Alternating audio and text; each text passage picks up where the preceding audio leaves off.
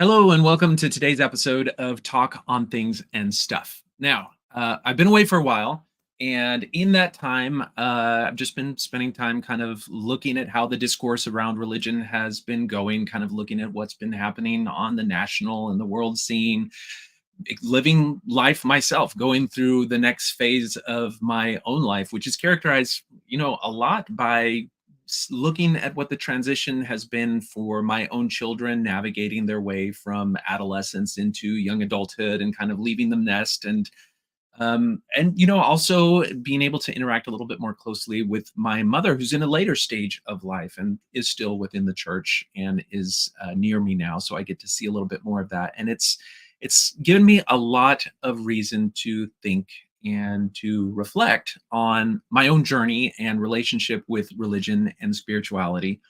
And I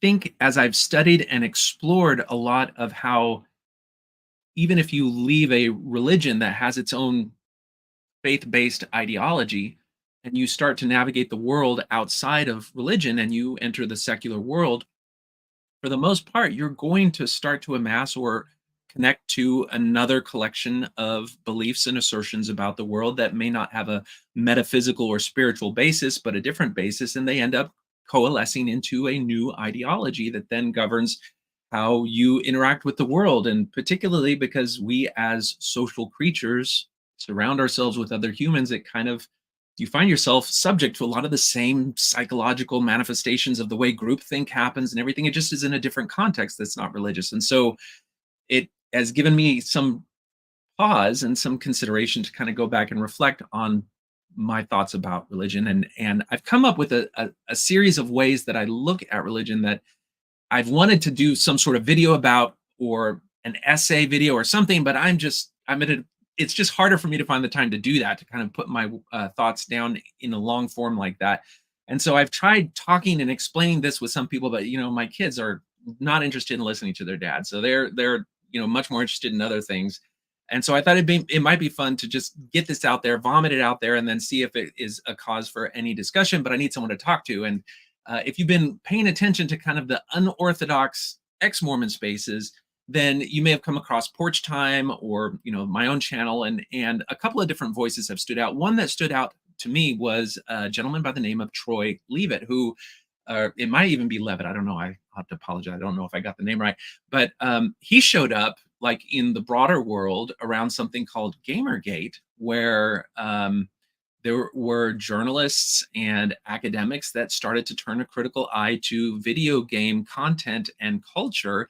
And a lot of what we're experiencing now in the wider world about calling things racist or sexist or phobic in any particular way about, name whatever hobby you're interested in, Gamergate was kind of like the first manifestation of looking at how critical theory-based academic people entering the world of journalism were going to treat that. And Troy came out as a voice saying, hey, hold on a second, there's an ideological lens to the way this issue is being treated, and that's not necessarily the only way that you have to look at it, and let's step back and look at a broader way. So he has his own body of work doing that, and he's also tread once again into the religious realm, pushing back on some of the even ex-Mormon characterization of religion in general, or Mormonism in particular. And I thought that Troy would be a great foil for me to kind of explain my perspective to, and push back against it or poke some holes in it, because I think that's kind of what I want, because I want to see where I can make this concept better and more workable. So without further ado, I will add to our screen Troy. Troy, how you doing? Doing well, thank you. Good to be here, I suppose. I'm not sure how to dive right into this, because it was just a couple of days ago where you said, hey, Troy, I'm looking for somebody to run some ideas by. And when you told me a little bit about the ideas, I was like, oh man, that sounds right up my alley. I would love to be able to jump in there. Yeah. Well, the evolution side of things is fascinating. Yes. Yeah. So, you pop up every once in a while in these discussions about ethics and morality. I think particularly as we've started to pay attention to the big Mormon podcast, which is Ward Radio, because they end up putting a lot of straw men out there about, well, if you don't believe in God, then you basically go around raping and murdering everyone, because there can be no morality without God. And your one voice is like, hold on now, hold on. There is a Right. secular, non-religious moral framework. Is that like, what are the things that really get in your craw about people? It seems like some issues press your buttons. Yeah, well, when I lost my faith in Mormonism, it's now about 30 years ago. I didn't spend much time what they now do, I guess, deconstructing and kind of getting stuck on Mormon issues. Instead, I started once I realized that I didn't really believe in Mormonism anymore. I needed a new direction, a new framing, a way to view the universe, and so I really went into the scientific skeptics way of viewing the world, and that includes needing to rethink about your moral framing, right? And Mm, so the whole thing becomes this whole shift where I started to think about the world from a materialist, naturalist standpoint. And so some of the things that really bug me, like on Ward Raid or these others, is the intimation that if you're an atheist or if you don't believe in religion, you're morally inferior, or that mm, science is just another religion that does all the same stuff. So there's this whole like yeah. uh, these like trigger things that happen. Like if you attack evolution, I'll be there going, wait, there is good reason to believe in evolution. If you attack atheists as being immoral, I'll be right there going, wait. And on the ex-Mormon side, I'll be doing the same thing too when I think that they seem to be expressing sort of religious dogmatic beliefs that, like you mentioned, Gamergate early on, that, that was one of the first things that I noticed in Gamergate. What really kicked that off was all the press on the same day launched a whole bunch of articles saying that there's a problem with white male gamers, and they specifically called out white men. And that was, that's what really kicked it off clear back in 2014. And so I'm sensitive to that sort of thing now in the modern ex-Mormon community. You'll see a lot of, well, you're a white male, that makes you possessed of original sin out of the gate, right? It's a new religious kind of dogma. So Shut up, sit down, and pass the mic. yes, Cis white exactly. hetero male. So anyway, so those are kind of like my trigger things. I'm not anti-Mormon at all. I'm not even opposed to religion, but I do have a very pro-science, let's understand the world as best we can sort of approach to things, and not tear and attack each other over what feels to me like dogmatic beliefs. I want to know what's true, and in order to approach that, you have to be open to all different positions, but you also need the ability to work through those, and some sort of framing thing. And for me, that is the scientific skeptic viewpoint.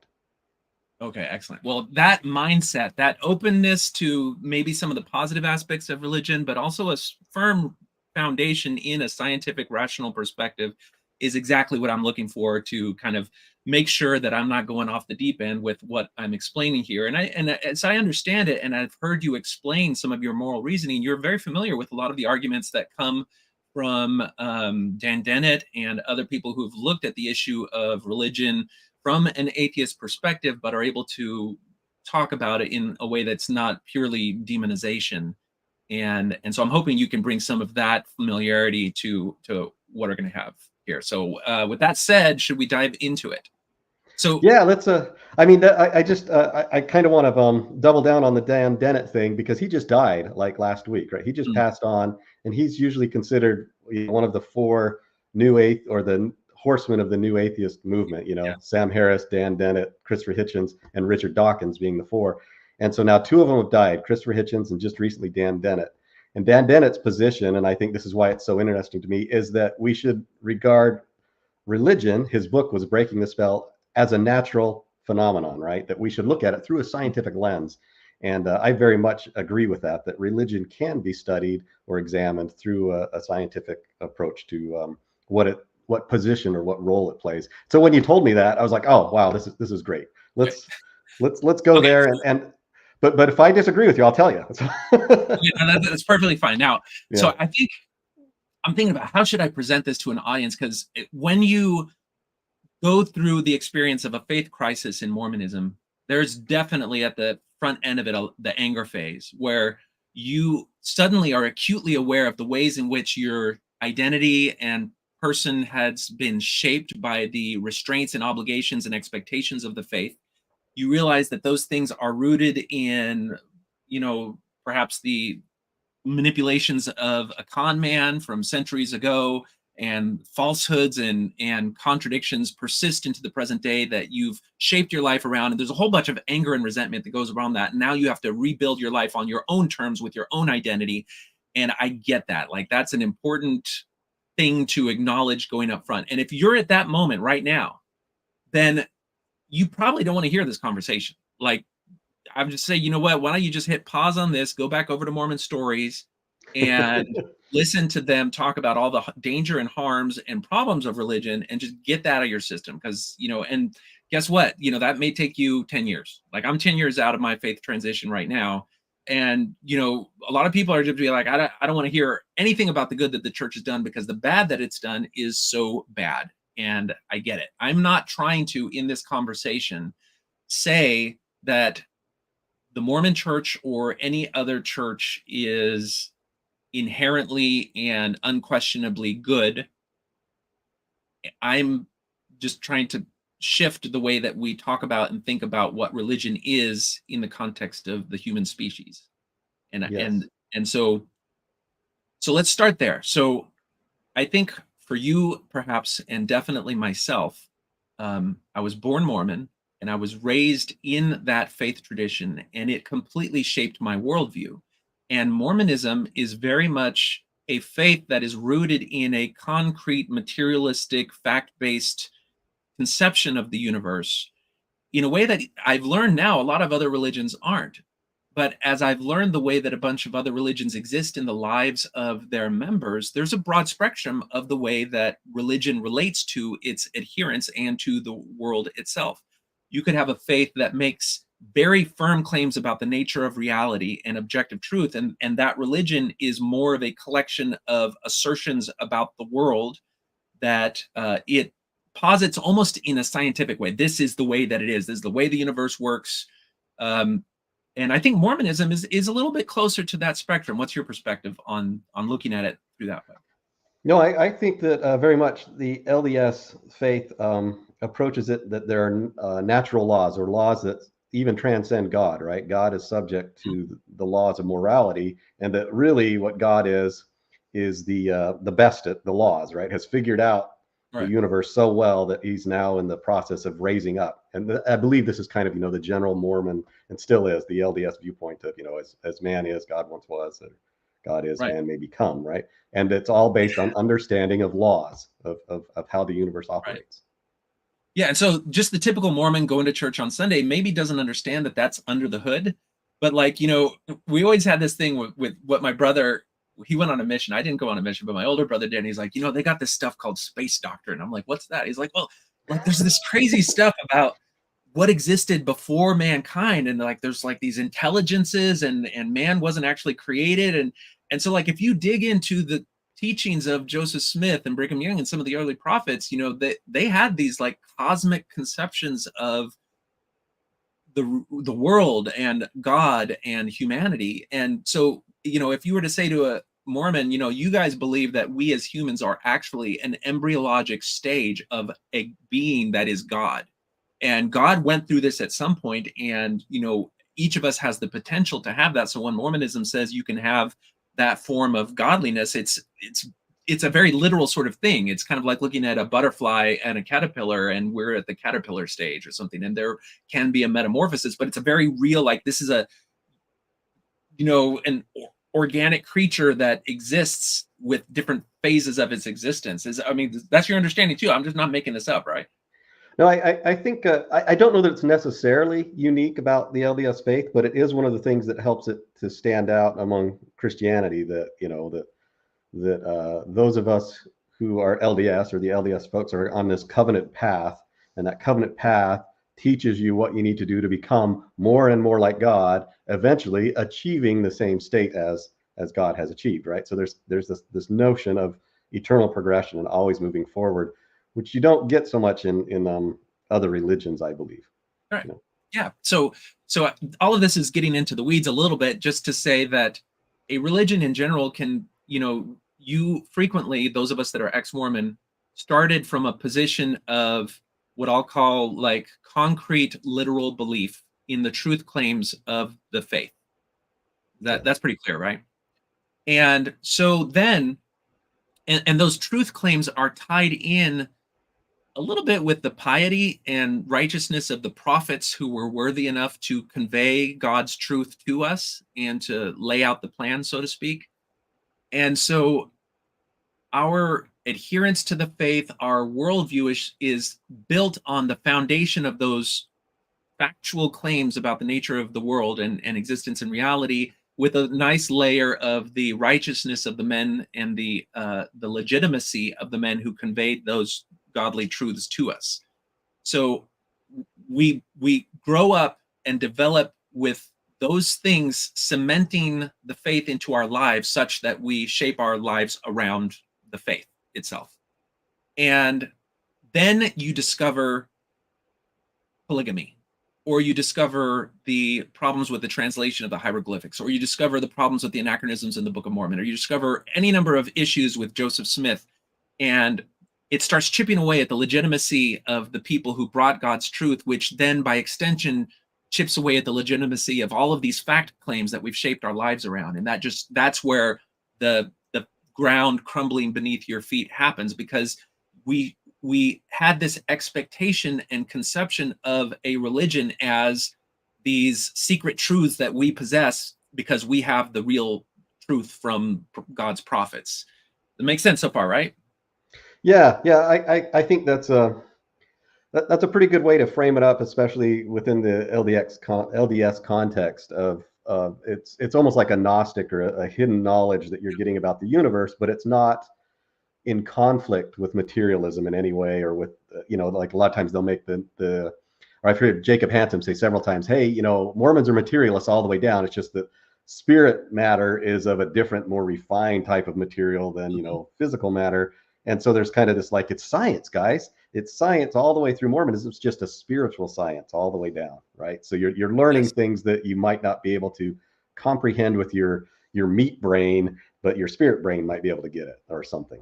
That's Yeah, more of that. exactly. Yeah, I remember learning about like angels and the way that they can travel through walls, or they're not confined by the physical realm, and somehow God is able to be in both places. And but then the grown-ups that I would listen to as a young priesthood holder, whenever they would ruminate on these things, would say, well, it could be that what we're calling something like folding space-time is just an ability that you have when you have that. So it still works within the rules of physics. It's just that there's a higher level of understanding and ability to manipulate those physics.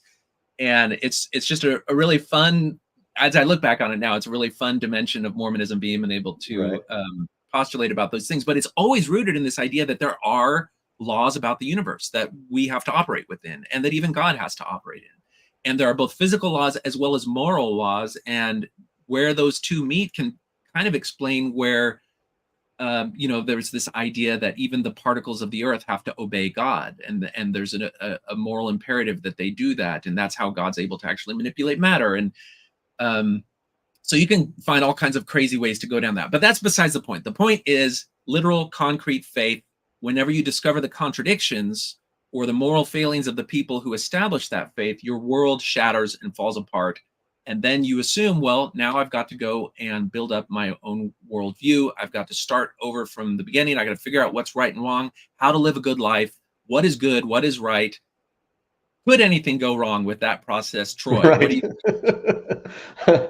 Oh, I think many things can go wrong. I believe, as long as we're kind of talking about, when you leave a major religion, especially Mormonism, you end up with what people will call a God-shaped hole in your heart. That what used to be there, giving you kind of your structure and your spine through your life, is now gone, and you end up feeling really amorphous, and you're exploring. You don't know what to do, and yeah. So I think that transition is so tremendous. It's hard to imagine anything more like upending than your entire framework of how you've been led to view the entire universe is now wrong. And you're left with, like, well, where's my footing now? What do I do? And it makes people, I think, very susceptible to just like filling in that gap with the first thing that comes along that feels like it might.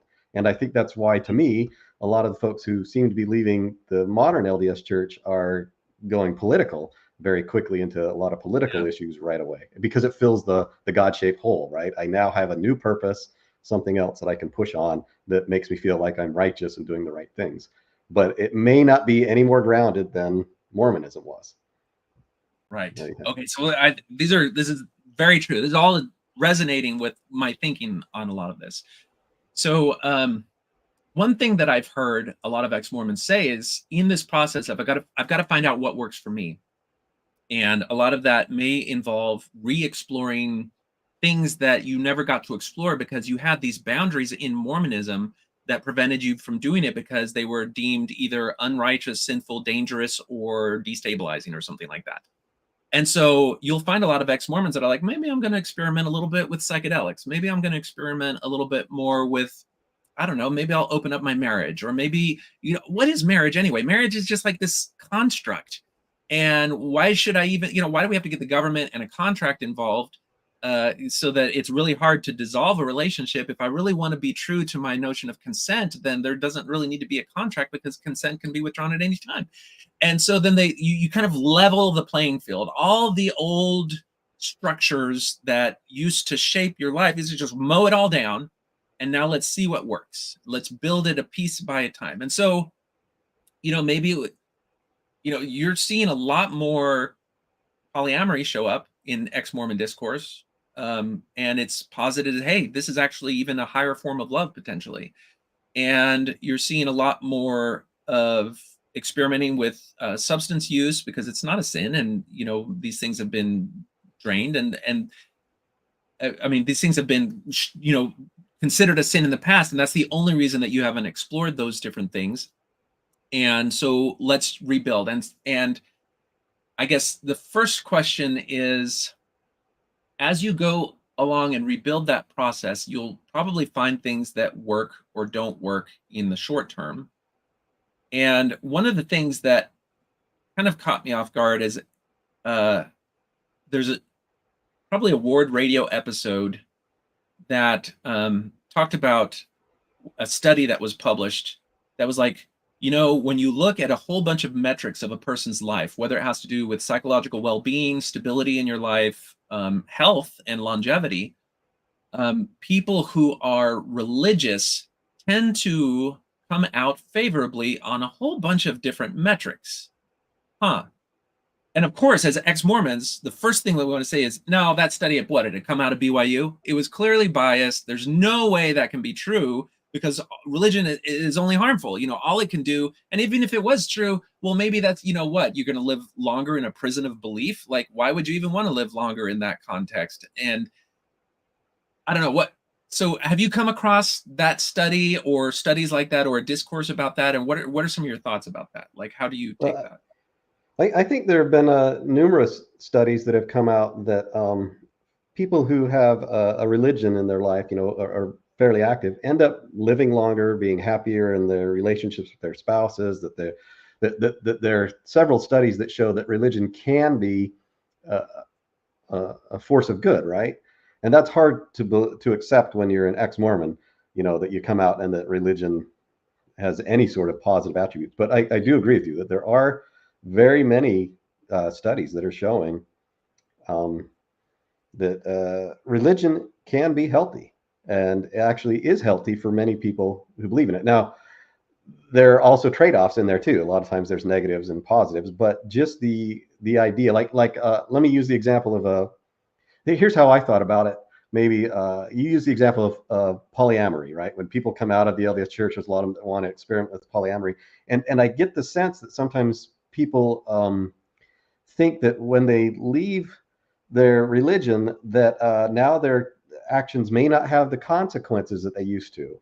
That, like, the action consequence thing is broken in their head because they're used to thinking of it in religious terms. Well, I'm sinning, or I'm breaking God's law. Mm-hmm. The truth is you're still in a real world, and there will still be consequences to your action. If you engage in polyamory, maybe you're not breaking God's law, but you are dealing with emotional things that are baked into us by evolution, by millions and millions of years. And so now you're basically ignoring what the distilled wisdom of generations about monogamy. We're going to throw that out the window, and we're going to try it ourselves. And it very rarely works very long because all the jealousy kicks in and all the stuff kicks in that's baked into you from being a biological organism. It has nothing at all to do with religion. And I think that's the sort of mistakes that people make when they come out. They start thinking, well, this doesn't have consequences. I can go and do drugs. I can go Yep. and be polyamorous. And you're like, no, no, no. The consequences are still going to be there. You just need to be prepared for whatever those are. Right. And yeah. Okay, I love that. Now, you did the thing, which was you invoked evolution. And I think the thing that blew my brain about all of this was really understanding or starting to understand that evolution, as like when I was growing up, whenever I'd hear evolution, I'm thinking, oh, biological evolution. That's what I need to know. Evolution, biology, evolution. Is that the only context in which evolution is important? What do you think? Evolution can happen in many, many contexts. If you have the right substrate, if you have the right elements, you will see a form of evolution almost anywhere. Okay, this is great. What does it take in order for evolution to be playing a significant role in how something exists? What would you Well, say? there are typically five things that exist, or for the presence of evolution. Let's see if I can get them all by memory. We'll go from them, right? See, I'm glad you studied this. I've only looked at biological evolution when I was like an undergraduate, and I haven't looked at any of the philosophical things about this. So I'm glad to hear that you know this. Yeah, so these things do apply to biological evolution, but they should apply to anything else. You'll see it in evolution of coding. You'll see it in economics, politics, religion. Anything that evolves will have the same five elements. And the first element is you need replicability. Something has to be able to reproduce itself or spread, right? So that has to be, that's the first thing. Next thing is hereditability. It has to breed true. Whatever is passed on has to be able to carry through. So in our case, for biological evolution, it's genes, but like in religion, it would be dogma. It would be the things that are passed from one group to the next, right? So you need, let's see, then you need variability. So you have to be a little bit of change in there. That's where mutation comes in biological evolution. In religion or in economics, it would be different things being tried out, different products being tried, or different dogmas or different revelations, whatever. Variability has to be there. Then you need, the fourth thing is selection. There has to be some sort of outside pressure that puts, in biological evolution, it's the environment. Natural selection determines which one of these variations continue to propagate, have differential reproductive success, and which ones do not. So selection pressure is very important. That would be the case in religion too, as far as how well does the religion propagate its ideas to other, like how viral is it? Some religions go big and they get huge, some religions do not. Why is that? And it probably has to do with the selection pressure on them. How well are they received by the people who are being taught? And then the fifth thing, the thing that really counts is time. You have to have iterations, that multiple generations of this has to happen. If you have those five things, replicability, heritability, variation, selection pressure, and time or iteration, that will result in an evolutionary process. And you'll see a gradual uplift or a gradual change in whatever the start was towards something that better fits the environment that it's in over time. And we see that, yeah, definitely in biology. That's the whole point of biology. Yeah. Exactly. And that Darwin's great realization and articulation of that in biological terms was such a transition in our thinking about the nature of species and everything, but then being able to see that process and say, wait a second, there are other contexts in which there's variation, propagation, heritability that are really important to understand. And so that's where my first introduction into things beyond biology was kind of evolutionary psychology. And then I started to see how evolutionary psychology considers a lot of different things that cross over into the religious realm. And then you start to realize that there's a component to that, to perhaps why religion in and of itself has been such an integral part of the human species as it has evolved as a tribal organism sort of thing. But let's step back from that concept a little bit. Does this evolutionary process that you're talking about happen in the realm of knowledge and technology and a society that possesses it? What do you think? I would think it definitely does. You can see it pretty much in anything where you have that replication of, something that we're making iteration, like cars or something. Your cars have continued to get better as they've been as we've developed new technology, and then there's been selection pressure from people buying them.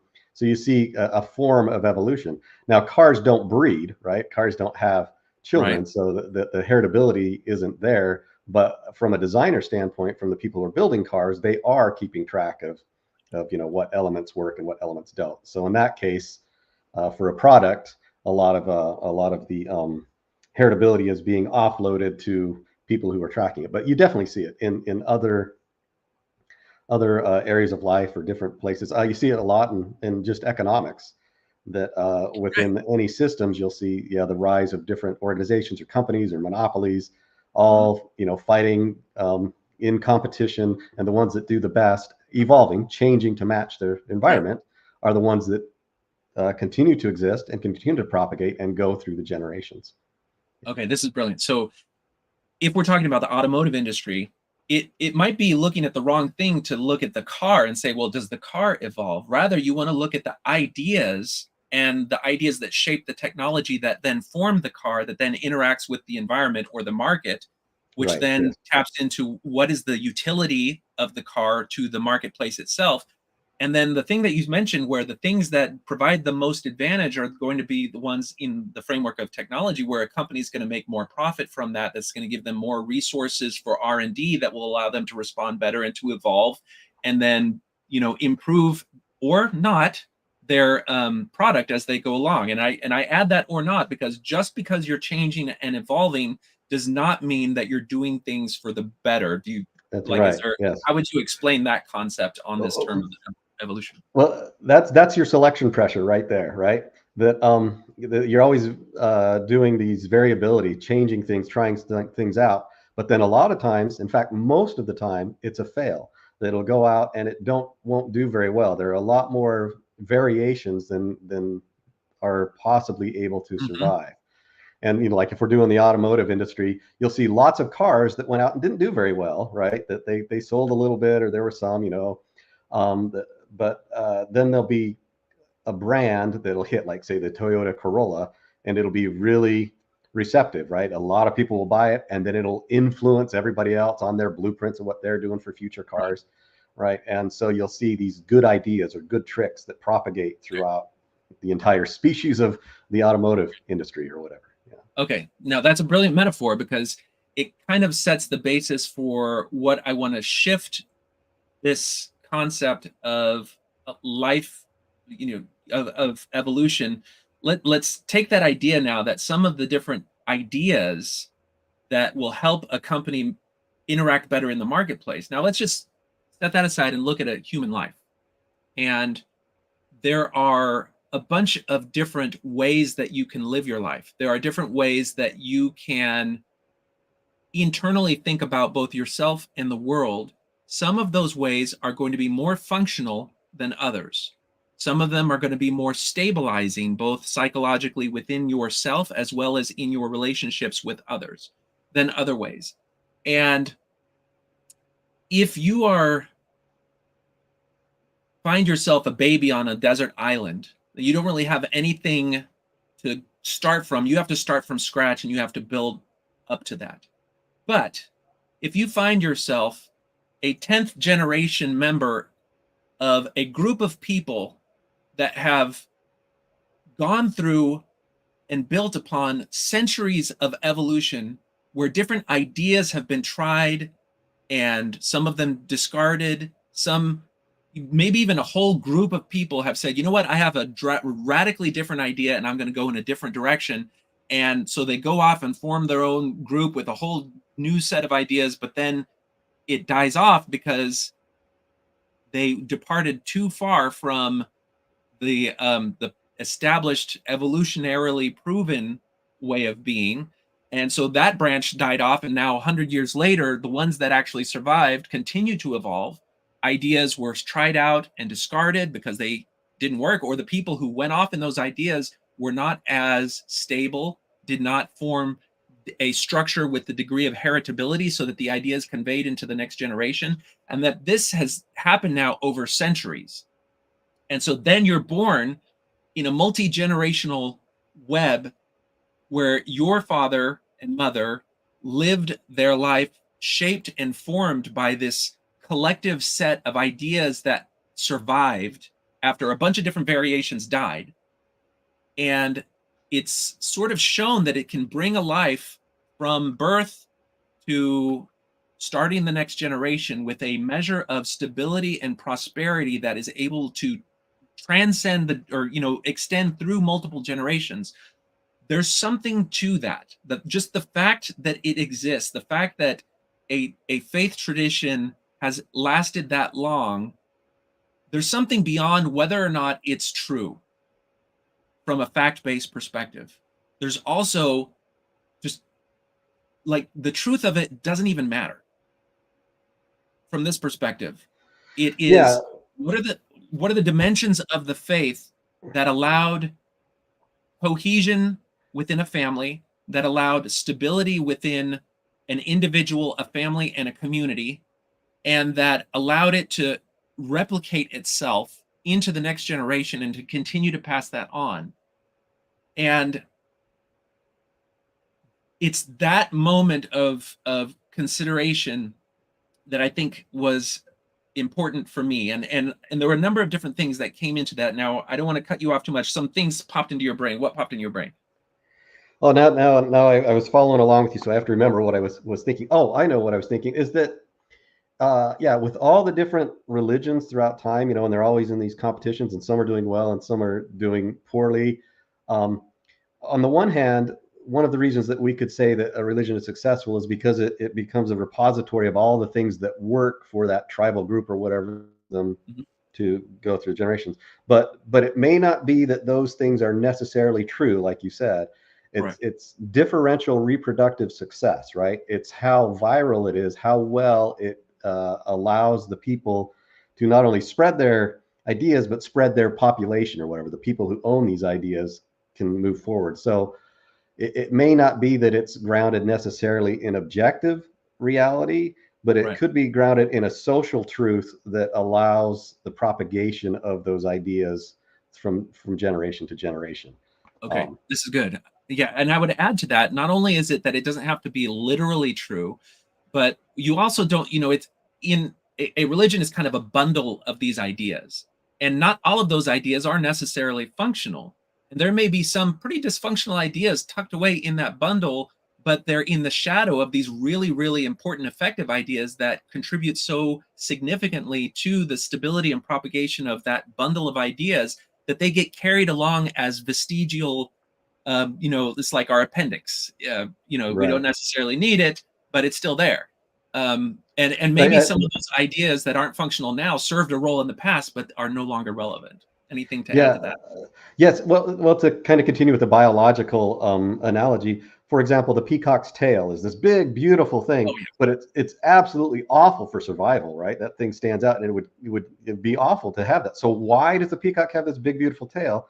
Well, it's for sexual selection, right? The differential reproductive success of, even though this is bad for the peacock's individual survival, it's really good for attracting the mates and then spreading okay, things down through the yeah. generation. And so you can Okay. So see the part of the reason that I want to say that about religion is that a lot of times you will have what are called signaling behaviors that may yeah, not be like this is the best thing for the person, but it indicates to the tribe or to the rest of the religious people, I'm a true believer. I'm really into this. Like the word of right, wisdom is a pretty good example of what would be more of a signaling behavior than necessarily something that is necessarily a moral behavior, if that makes right. any Oh, sense. okay. So that the peacock's feather actually and the peacock's tail comes up in this discussion around the very things that you have. But I think there's a few things that I want to talk about before we get to that point, which is like, what are the dimensions of an individual's life that are part of all of this stuff that makes it so that it has a better chance of passing on its collection of traditions and norms and ideals into the next generation. Well, even before we have to ask that question, I think something that comes up very frequently is when you enter the world, you leave the world of religion, you enter the world of secular materialism, or however you want to say it. One question that comes up is this kind of postmodern question, which is like, what is the meaning of life? What's the point of life? Why should you prefer one thing over another? And so that question then becomes important. Like, okay, Streeter, you're talking about whether or not you pass a tradition on into the next generation. So you're rooting all of your judgments about this entire process on the idea that it's preferable for you to have a family and to move on to the next generation. Like that, for me in my life, it doesn't even matter. Like, I don't even want to have kids. I don't care about family. I just want to live my life in a way that is pleasing to me. And from outside of religion, that's all of that is true. Like, absolutely. So from that perspective, though, you could kind of say it doesn't really matter to you if that's the truth for you. It doesn't really matter for anyone else. And whether or not the human species continues to flourish doesn't really matter. Like, it's just an art. Some people care about that. That's good for them, but ultimately it doesn't matter. And that nihilistic trend is kind of like, okay, if you're listening to this discussion this far and you're like, you know what, I don't really care about this. Well, the values that you're bringing to that question are tied into this evolutionary process, because the evolutionary process itself is giving the value of, hey, it's a good idea and a good thing for you to have a family that propagates into the next thing, because the people that lose that value no longer make it a priority in their life to establish a relationship, to establish a family, to work and sacrifice for the stability and raising of kids that goes along with that. That value does not even exist there. And there's no point in even saying that it's a good or a bad value. It's just a reality of how you choose to live your life. But from an evolutionary perspective, it's a dead end. Like, Yes, you'll yeah. live your life, and that collection of values that you internalize, that you then use to drive your life, will die with you. And maybe you'll pass those values on to a bunch of other people by saying, hey, you know what, whether or not you have a family or whether the humans, whatever, none of that really is important. You can just live for yourself. And the religious people say, oh, that's selfish, that's bad. But that's part of the religious immune system that consolidates the value of human life and human flourishing intergenerationally within that belief system. Like, when you break open the box of evolutionary psychology and religion and how it plays a role in it, you have to go so deep that you're even looking at the motivations and the values that inform your examination of this question. And so if you don't care about human existence or human life, or you don't care whether or not you have kids or whether anyone else has kids, this conversation is a waste of time for you. You should definitely go out and do something else. But that's not a bad thing. That's just how it is for you. And ultimately, now if you have 50% of people in a society making that choice, suddenly it's going to make a difference to humanity as a whole. If it's just one or two people here or there, it won't necessarily make that difference. That's a little bit of a dig deeper under this level. Does it bring anything to mind for you? Well, I think, yeah, what you're pointing out there, I think, is more of that zoomed out view. If you look at a timeline, like if you had two competing religions, and religion A says, in our religion, children are very important, we need to have lots of them. And then in religion B, it's like, oh, we don't, my religion is selfish. We don't have children over here. These two people in the short term, you might not be able to see the differential reproductive success, right? But you zoom back, and 100 years later, religion B is dead. There's nobody left over there because they're all done. Well, religion A over here is now taken over an entire country or something. Exactly. Okay, so that zoomed out perspective, where because we're talking about evolution, we're talking about multiple generations, and then you have to look at any choice, any value that drives that choice through the lens of how will this then affect things multiple generations down the value. And this kind of like when I discovered the problems of the church, and I was like, yes, I'm going to break away from that prison. I was looking at my life as like a 39-year-old individual, and that concrete view of my existence in relation to the falseness of the church, but I hadn't even lived enough life yet to understand that there's aspects of, all the different things that a biological creature has evolved for. We don't even understand what it is. Like, I dismissed the appendix a little bit ago, but the appendix actually serves as a repository of bacteria that ends up being important to replenish your gut in the case of certain conditions that make that actually useful. And there was an evolutionary purpose for it at some point. We have genes that are encoded in our DNA that we don't even understand when they get activated and work, but they're pretty dang important. And some of these things we would never have understood unless we had an understanding of the genetic code. So the gene that encodes for the mechanism that goes and corrects for certain mutations that that allows us to live as the species that we are, well, that's a pretty important gene, and we just never knew about it. Well, there's aspects of a religious faith and tradition that we may not understand how important it is if we're only looking at it from the perspective of, is it serving me in my life right now for what I think I need right now? And so you break out of the religion. Well, the religion has stuff for the entire span of somebody's life. Like, there's a ritual around honoring the dead, and there may be important function of that. And maybe it's not important in the life of me, but maybe it's important in the life of the community. If you just look at just the concept of honoring your ancestors or honoring tradition in and of itself, like, let's step back and look at that thing, because you could say, okay, well, this religion has a really strong component of respect for ancestors. What does that do for the life of an individual and the life of a community? Well, if you respect your ancestors, then on the slider of heritability, of how important do you place what came before in how you live your life, that's going to be pretty strong, because you are grateful for all of the different things that led to you coming into the world, that provided a life that was stable and secure enough for the generations to lead up to you.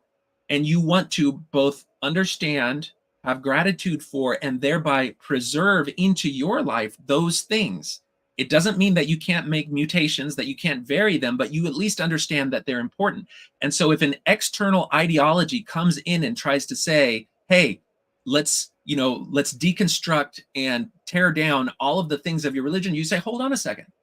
I have a veneration for my heritage, a veneration for the people that came before, and I understand the importance of what they did. I'm going to have some level of resistance to that ideological incursion into my existence.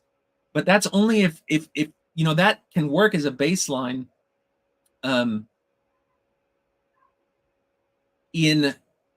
if you understand that your religion is more than a bunch of truth claims. Because if your religion to you is only truth claims, then an external ideology can come in and say, hey, look at these contradictions, look at the problems with your founder. And then suddenly your adherence to that tradition, your adherence to venerating your ancestors and understanding the importance of what they bequeathed unto you goes away. And then you're much more open to trying out different things, because you don't understand it's not just that you grew up in an old faith that's full of old, outdated ideas. It's that you grew up in a faith that evolved over centuries and hundreds, if not thousands of generations, whittling away different things. So that's one example of where looking at religion as an evolutionary framework for living is important. And I titled this an evolutionary living faith, and we'll talk about the different acronyms of the faith, but it's because the living thing is really important. And that is that we're starting from an assumption that there is an inherent value to human life and flourishing from an intergenerational perspective. And I'm not saying that everyone else has to have that value. If you want to not consider that to be a high value, then that's fine. Just don't try to impose your rejection of that value on other people. And I'm not trying to impose this value on you. But if you want to explore the possibility of seeing that as an inherent value, then I think that that is a very human perspective, which is ingrained in the idea that human life is good, human flourishing is good, and that starts to be a substrate of a moral framework that you can build a life on, and it's an important foundation for that moral framework. What do you think? Yeah, I think you're hitting on some deep issues here. Like, what is the purpose of life is really what you're getting at. And for people who find that purpose in their local flourishing, in their own family, in their own, that sort of thing, that religion is extremely important for helping them have those guidelines, I would say. As opposed to somebody who might say, well, I want to throw it out and we need revolution. Like the Chinese revolution is to me a pretty good example. You've got a long Yeah. history of tradition about how things go, and then a younger generation comes in. We don't want this anymore.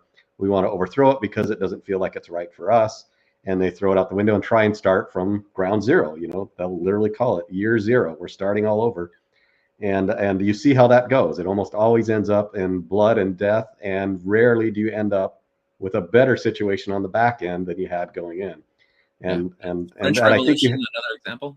yeah, French Revolution is a great example because it's so parallel to the American Revolution. The American Revolution goes one way, and somehow they avoid cutting off everybody's head. But the French Revolution, perhaps because they didn't have external enemies or whatever at the time until Napoleon comes along, but yeah, they turn on themselves, and they end up, the Reign of Terror was the name that Robespierre gave to their policy. That was their policy. We're going to have the Reign of Terror. We're going to terrorize everybody into being rational beings.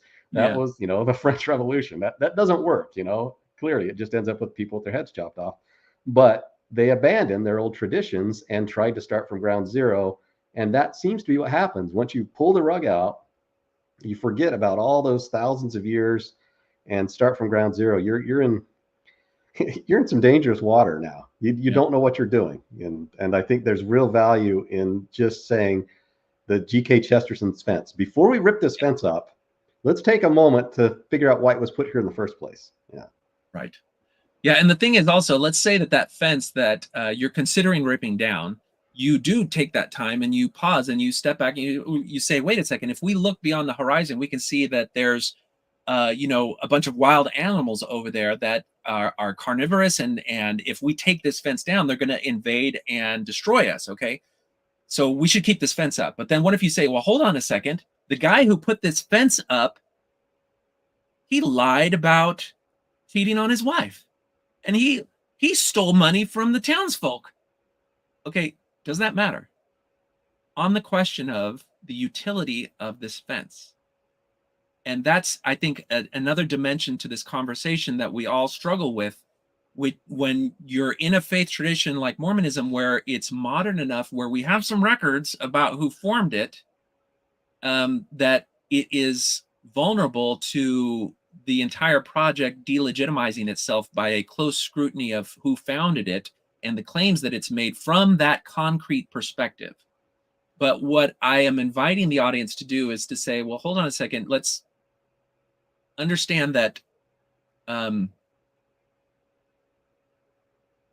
if, let's say, you throw away the church and you go on and you adopt some other perspective, some other worldview, you're probably going to be able to research the ideas of whoever formed that worldview and find some sins or skeletons in their closet. And so using that as the deciding factor as to whether or not there's any worth or value in the tradition that you inhabit might not be the best thing. But examining the life lived under the traditions and norms of your faith may be a better way to look at it. There can be an advantage in understanding the defects of the founder of your faith from an individual's perspective, in that it frees you to have more personal autonomy in deciding which components of the faith you personally feel bound by. And if you're looking at the entire faith from this perspective of seeing that there's a value to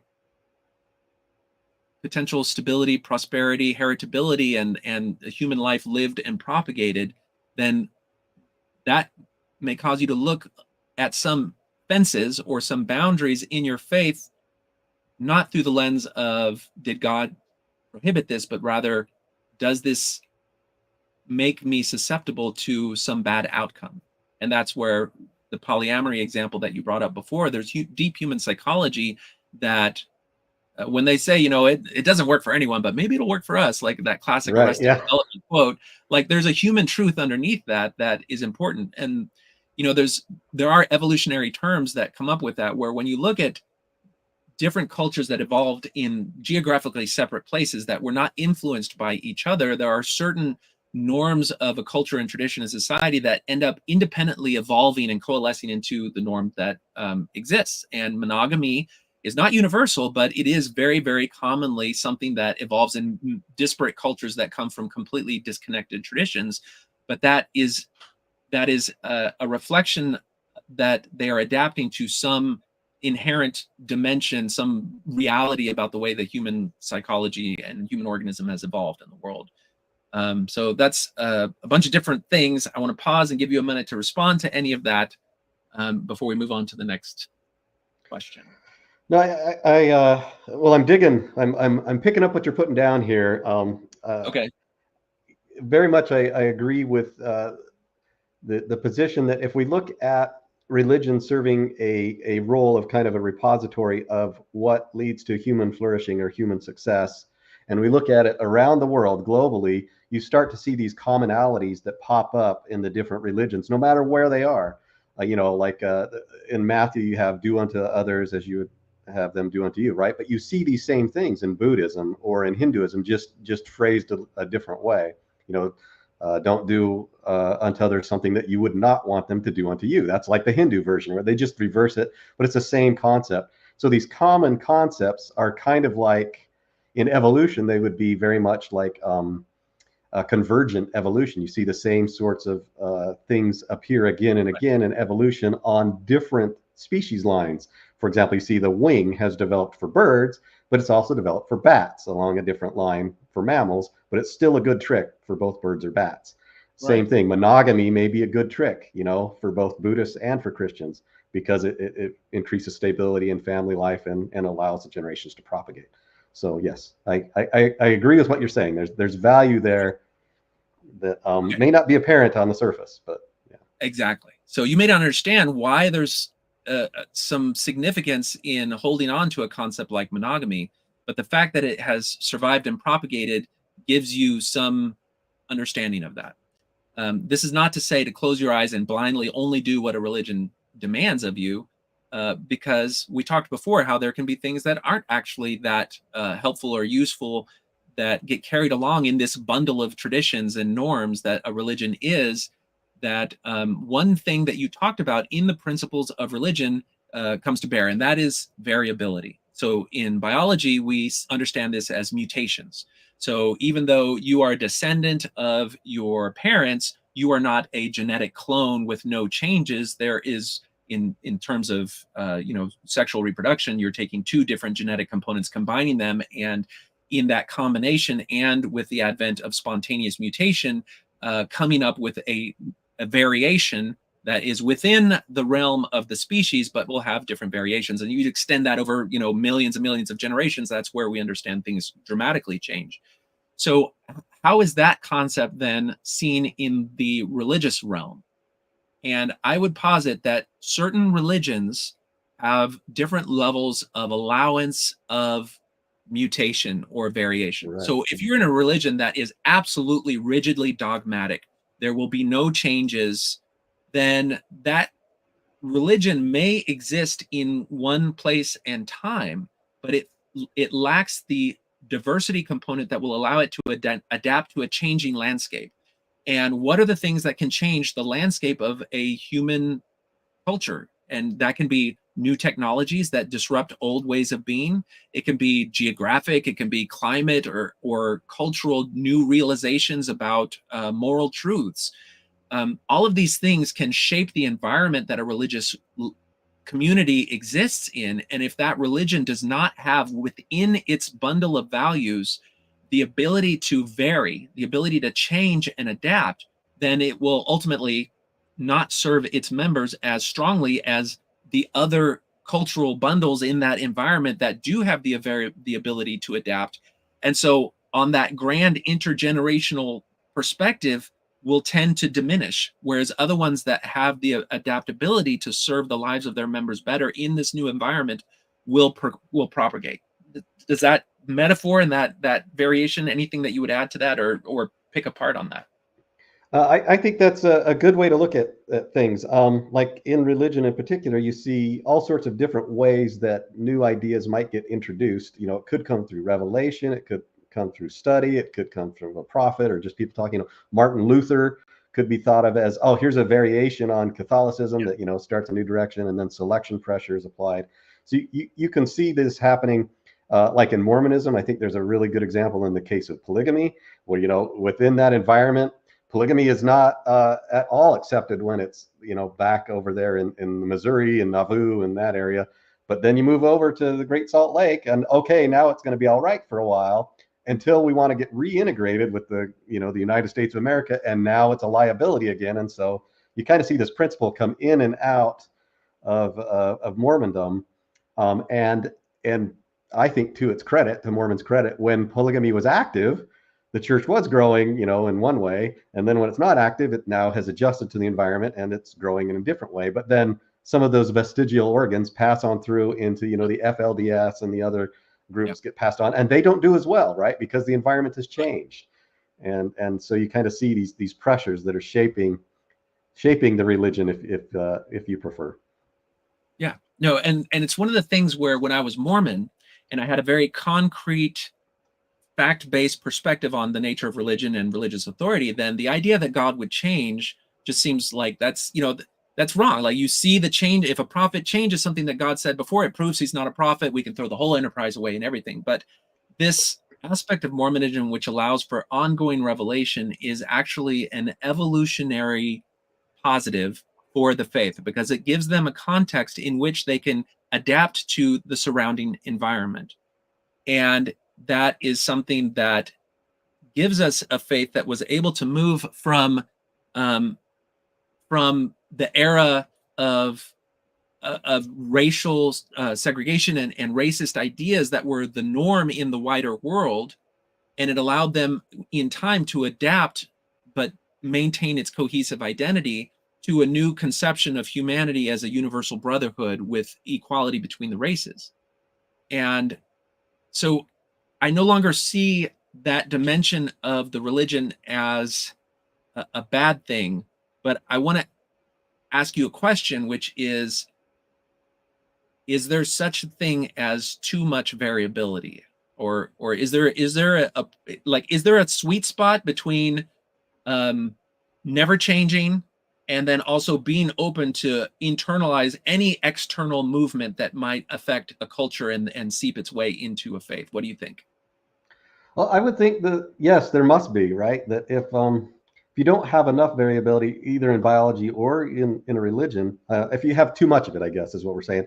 If it changes and flexes all the time, then you end up with nothing to cohere and keep the social group together, because everybody's going to have their own idea of what they think is right for the group, and then the religion just kind of fades into it's everybody's opinion. There's no, why are we going to come together to teach or learn from each other if everybody has their own idea, if everything's different direction? So like if the dogma becomes too soft, I think then it's like the armor on the creature, you know, that the carapace is become too weak, and it's likely to just get infested with parasites or whatever and tear the thing apart. So there is a value, I think, just in religion of saying, hold on, we believe this, like it's a signaling thing again. We believe it, even though it may not be perfect or right or correct. It helps us to have that spine or that center that keeps us together. For example, maybe something like, I think in order to be a good Mormon, you pretty much have to accept that Joseph Smith had some kind of first vision or something. Even though there's not a lot of evidence for this, that's a coherent belief that anybody who believes Joseph Smith had a first vision likely sees him as a prophet. It ties into all the other things about Mormonism, but that core key belief is something that gives a rallying point around what you believe. But you couldn't, I don't see how you could have a Mormon organization where Joseph Smith as a prophet is under great debate, right? Then you're not going to really be Mormon for very long. Right. Okay. So this is brilliant. So I love your metaphor about the protective shell. I want to expand that a little bit to say, well, maybe if we consider those ideas which which do serve as a boundary to external influences, are a sort of immune system. And so that immune system, can let a certain amount of variability come in. But if there's a variability that threatens the life of the faith, in that it destroys it at its core so that it loses its power to propagate, then if a faith has evolved and it doesn't have that immune system in place, then the faith will die out. And so the fact that we have one that exists now means that there are certain boundaries which allow that core maintenance of what is binding the entire faith together. And I think that things like the first vision story, and even this thing that I'm kind of poo-pooing, which is that concrete, literal conception of what the faith is from the immature perspective, is part of that immune system. It allows you to get through a certain kind of larval stage and internalize and adopt a bunch of those things before your brain gets blown up by the wider world outside. But and so there's a little bit of a functional utility to it. But Yeah, this is like with Jacob Hansen, I think that he plays a role of trying to figure out what the orthodoxy is in Mormon belief, and then focusing in on that as a way to, I think, to cohere the religion. So I'm kind of analyzing Jacob Hansen's role within the larger Mormon context. But I think that's an important role, that you do need some voices of orthodoxy there saying, hey, here's the doctrine, here's what we believe. And if you're going to be a good LDS person, you should probably also accept and believe these things. If you're not, and I think Jacob Hansen is right, that you start to slide into, well, you're not really believing in quite the same church as this main body, and then you end up with softer and softer sort of things. And in my opinion, something like the reorganized LDS Church, Church of Christ, is what you end up with as a result, where it's not particularly viral. It doesn't grow very well. It doesn't have a lot. It serves a certain purpose for a lot of people, but it's no longer a church of growth. It's no longer like the main church, because I think it's given up along the way some of its uniqueness, some of its selling points, right? And so there's that tension, right? That you want to have it orthodox enough that there's something to believe in, something to cohere around, a totem, around which to gather, but it can't be so rigid that it doesn't adjust to the changing environment and the changing circumstances and everything that's going on. Otherwise, it just locks in, and the environment will destroy it. It'll eat it after a while. So this evolutionary metaphor, I think, is good, and I think it's just a description of a process that the idea of evolution gives us a great deal of explanatory and comprehensive ability in what's actually going on from a social perspective for it. So there's a couple of other aspects to this. So one of the things we talked about is that you want to have a certain degree of a variability, but not too much variability. And you mentioned, like, if the borders are too porous, then anything will come in and change and mutate it, and potentially rob it of the very things that allow it to cohere and propagate. Now, that, I think, is where this question of conservatism enters my mind, because part of my journey out of religion involved learning about just certain political philosophies, and libertarianism was one of them, and then it allowed me to see how people consider this battle between conservatives and liberals. And I heard even some respected libertarian people say that, well, conservatism, the only political principle there is just, we don't want to change. We just want to keep what exists as it exists, and we don't want to change. And what I'd like to see, and you've had good people say, conservatives need to have a little bit better of a vision other than we don't want to change. Like, there needs to be some positive banner that you can put out to say, not only is conservatism good, but it's good because of these reasons. There's some really positive reasons. It's not just a resistance to change. And for me, I think looking at some of these movements, both politically and religiously, through the evolutionary lens, allows you to say, hold on a second, conservatism is, or wanting to at least honor and preserve or understand the worth of what has come before, is an important dimension, because it represents the integrated ideas that have allowed some collection of belief, assertions, values, and norms to exist into the present day, despite the world being a very harsh place and humans being very difficult to manage. And so conservatism, in one perspective, could say, not so much that we don't want to change, but we want to be very, very careful about the nature of the change that we entertain. And we want to go very, very slowly because we don't know if some of these more radical departures from the norm have any intergenerational power. And so you could look at the 1960s and you could look at the hippie movement where people were breaking away from, mainline Christian Protestant American culture and saying that's just, the stuff of old stuff of people. Don't trust anyone over 40. We're going to go and live in hippie communes with free love and drugs and all these other things. And that's great. They were all living liberated lives unconstrained by archaic notions of morality. And that's fine. But do those communes exist today? Did they have any intergenerational staying power? Did they facilitate the lives of the individuals who engaged in them to long-standing happiness, to an environment that is actually capable of raising children to also replicate a healthy life living? And I think if you ask that question, you could say most of those communes don't exist today.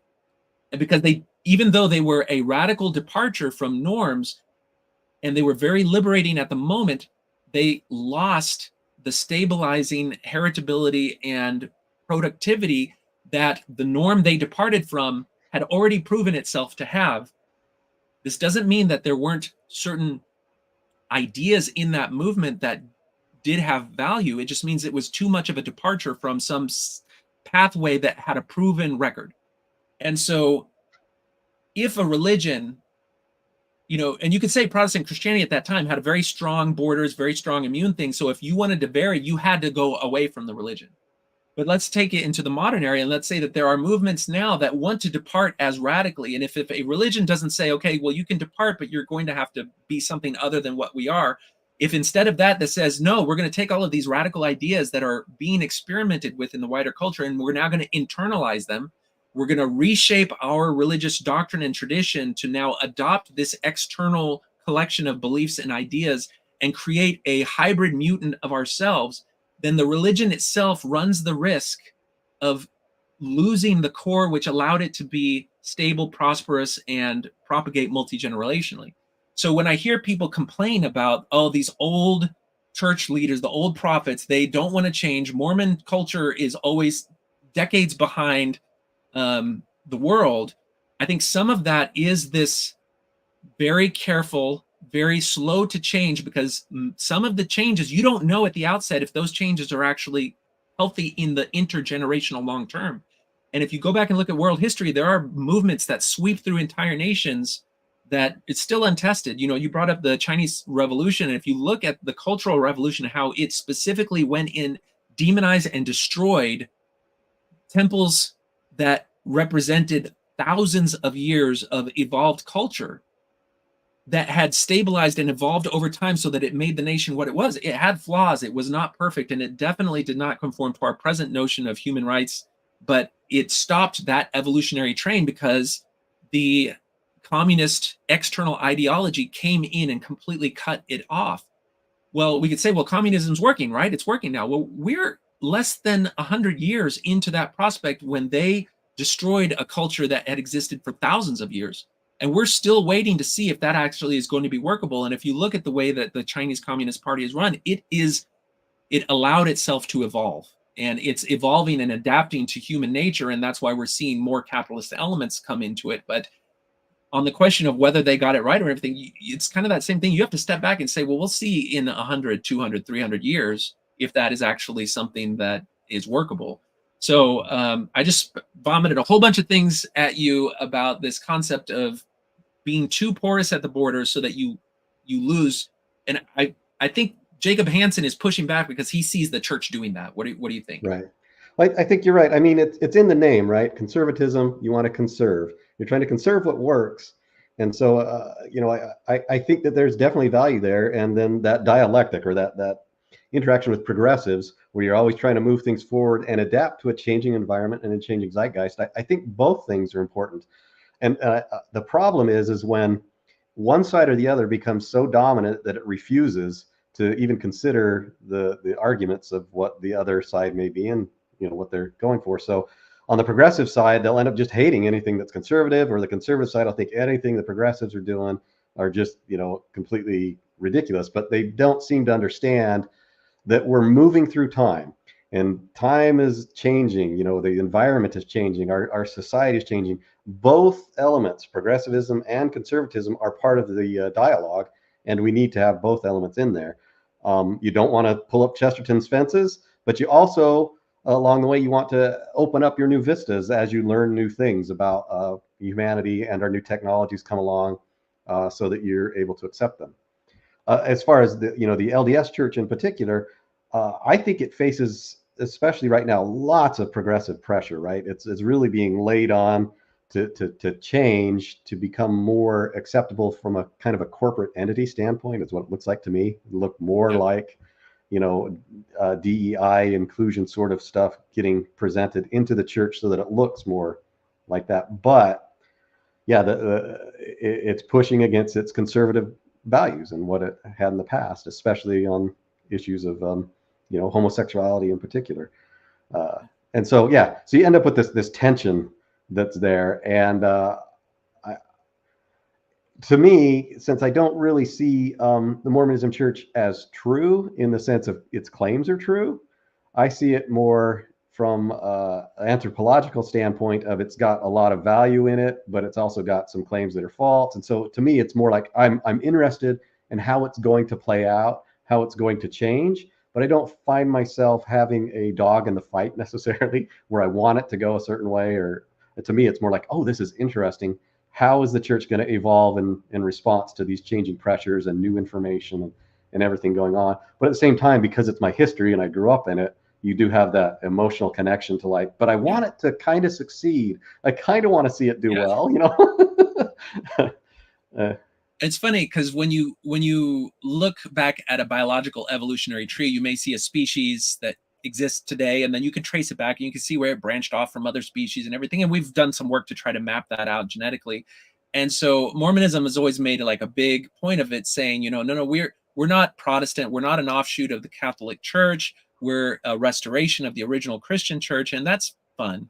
But I think the reality is that at the moment that Joseph Smith existed, in the milieu that he existed, his world was full of a bunch of norms, traditions, dogmas that were informed by what at that point was an evolved Christian tradition that had led to the world that he lived in. And he departed from it with certain of his theological assertions, certain of his norms, and he established a structure that was not a new beast. It was a variation on an existing Christian worldview. And so and if you go back and you look at that moment in history in the burned over district where there were multiple offshoots that happened, most of those offshoots are dead because they did not have the same staying power. They didn't have those same evolutionary components that you discussed that allowed them to propagate and to continue. And for all of Mormonism's failings, it did. And not only did it have that balance, but it had a balance that has served its members so much that now they are like, richest church in the world or whatever, right. by population because of that value.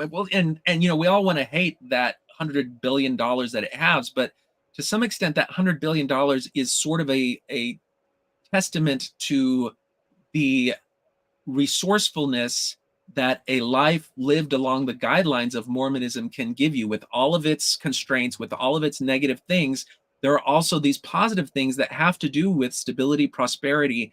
And I want to talk about that a little bit now, which is that if you go back and you talk to Jehovah's Witnesses, one of the things that you'll find is that a lot of them are working in what are generally considered to be unskilled labor or professions for which you don't have to have a college degree or anything like that, because that faith tradition includes as one of its components this idea that serving the faith is more important than pursuing higher education.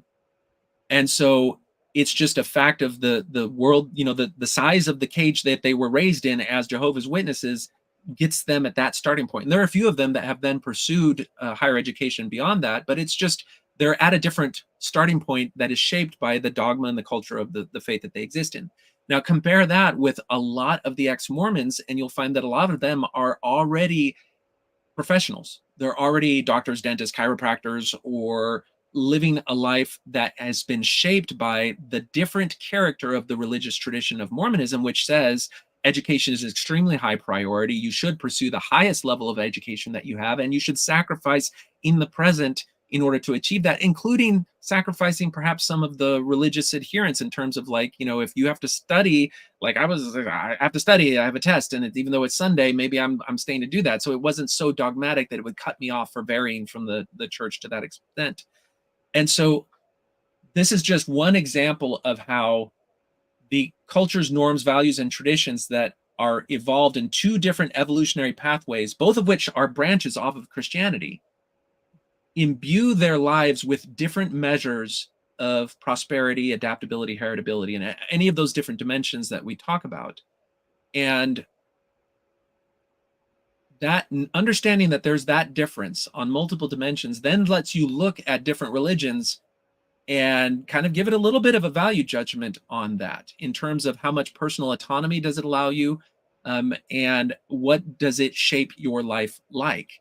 And certainly there's a threshold at which in any of these dimensions you could say, you know what, that there's too much of the problematic or the potentially harmful things that are part of that religion, so I'm not going to consider that a viable thing, and contrast that to a different faith that doesn't exceed those thresholds of badness in any particular dimension. And remember, you're looking at this as an evolutionary repository of workable traditions, norms, values, and ideas that have the time-tested history of allowing an individual to navigate a life, to propagate into the next generation, and so that those things are very different characters between religions, and some of them may not be workable. Anything to say about that? Yeah, I think what you're hitting on there is a very good observation that even though both religious traditions, in this case, you're using the example of the LDS and Jehovah's Witnesses, come from the same root, right? They come from kind of a Protestant Christian root, and from a similar time frame, even, right? They're kind of from that same buildup. That they can have quite different values that get baked into them. You know, with the LDS value for high education, with the Jehovah's Witnesses, they're skeptical of high education, even though they came from the same root. And then you can evaluate from outside, well, what does that do to the people who live in these religions or accept these religions? How is their life? What's their well-being? How happy are they, based on these different, variables within the religious kind of framework that they're in. So, I think that that's a good way to look at religion, but I also think that the way that we should be looking at it is not just one against one, but kind of the whole, as much as possible, the holistic view of how does it work for all the civilizations and cultures, because within any little given eddy or pool, you will often have things that looks like it's doing very, very well, or it looks like it's really great. And until you kind of put it in the larger context, it's very difficult to see what's succeeding and what's not. And it's extremely, if not impossible, to predict. It's like the weather, like what's going to work 20, 40, 100 years from now, and you really can't tell. I mean, you mentioned earlier, one of the things that's absolutely mind-blowing to me is that the Mormon church, the LDS church, the main body, is the richest church in history as far as we know, right? Like, I think it's richer than the Catholics. It's currently triple the Catholic Vatican, their assets. Like they think they've got like 80 billion or something in the church. I don't know, but there's just this like, wait a minute, how did that happen? This little church there that started up in New York over here in 1830, and now it's the richest church on the planet, and probably the richest church we've ever seen on the planet. It's very, very wealthy. And you have to ask yourself, is that prosperity gospel? Is that because there's so much emphasis on trying to, be material and get ahead in Mormonism, or is it just investments? Is it something else, right? Is it a change that happened 20 years ago when they decided to jump into the market and has nothing at all to do with necessarily even a religious belief? Maybe it's all a business side. Who knows, right?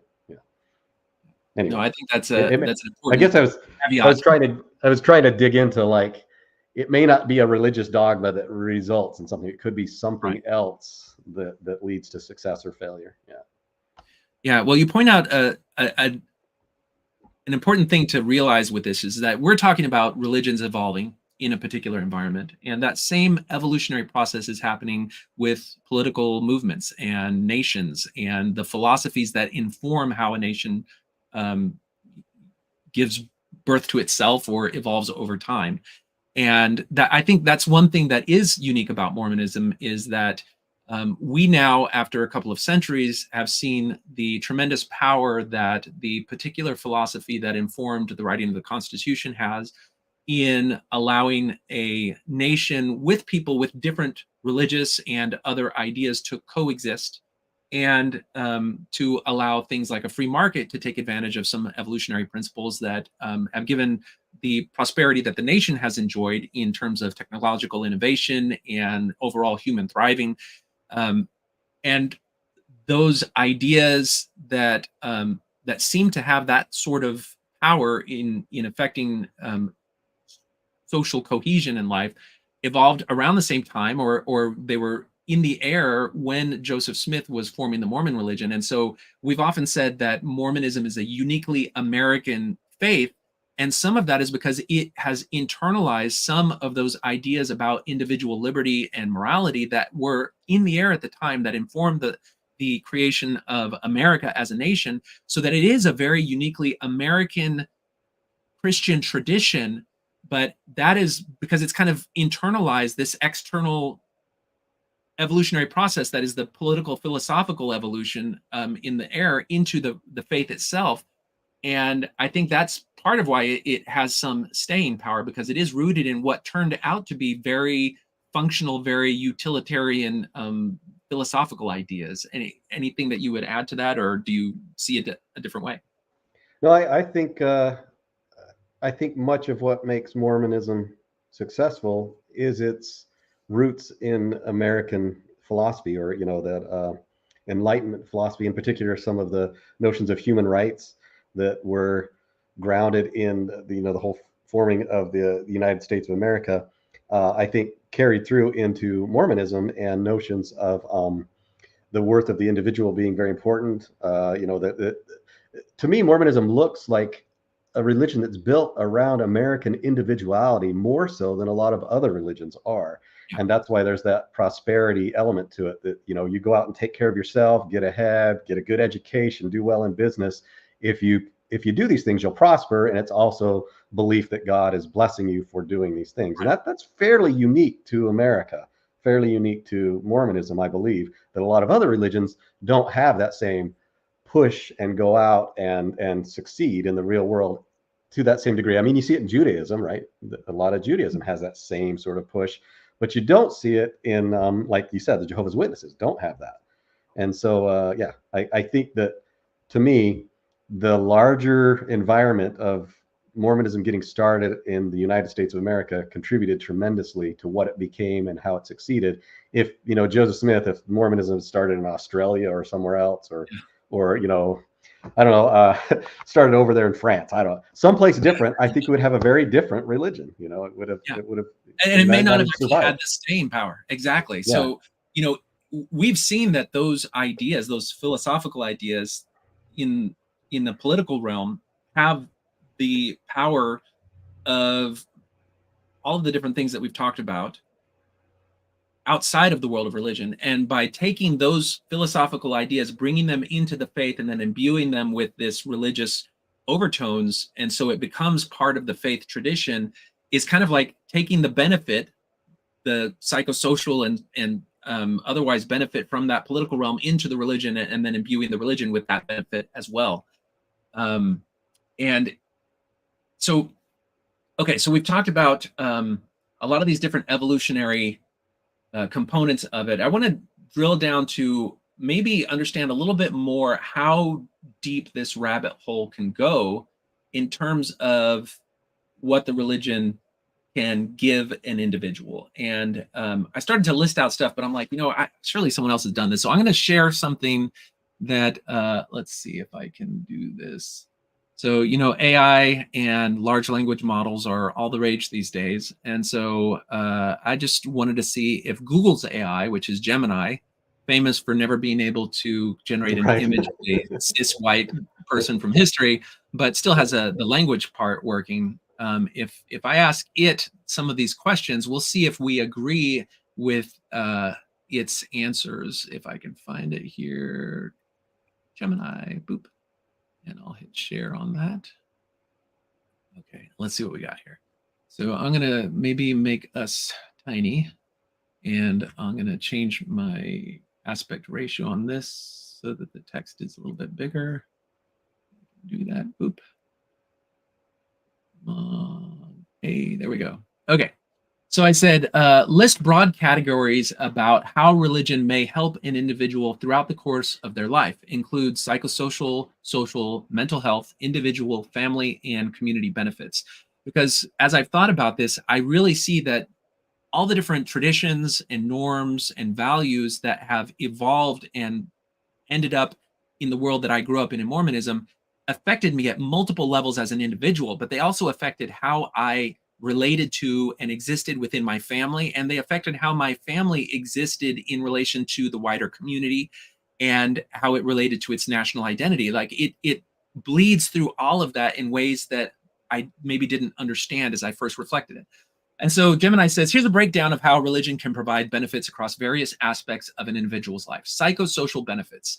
It can give you a sense of purpose and meaning. Religion often provides a framework for understanding the world and one's place within it. It can lead to a strong sense of purpose, direction, and meaning in life. And I would agree with that. I think that religion definitely gave me that. Any Yeah, reflection on? I think that's one of the main things that religion gives you is that framework for understanding, like what is this whole world we're in? You know, in Mormonism, it's the plan of salvation, right? This is what it's all about. Here's the whole meaning: where you were, where you're going, where you're coming. It's the whole thing. And when you give that up, you're left with the new eschatology. What is my framework? And if you don't have one, you're really adrift, and it's difficult. So I kind of akin this to, and for those of you that don't know, Troy comes to from the world of video game development. And it's quite likely that if you grew up playing some of the Pixar versions of video games for some of the movies, you may have actually played some of the fruit of Troy's labor.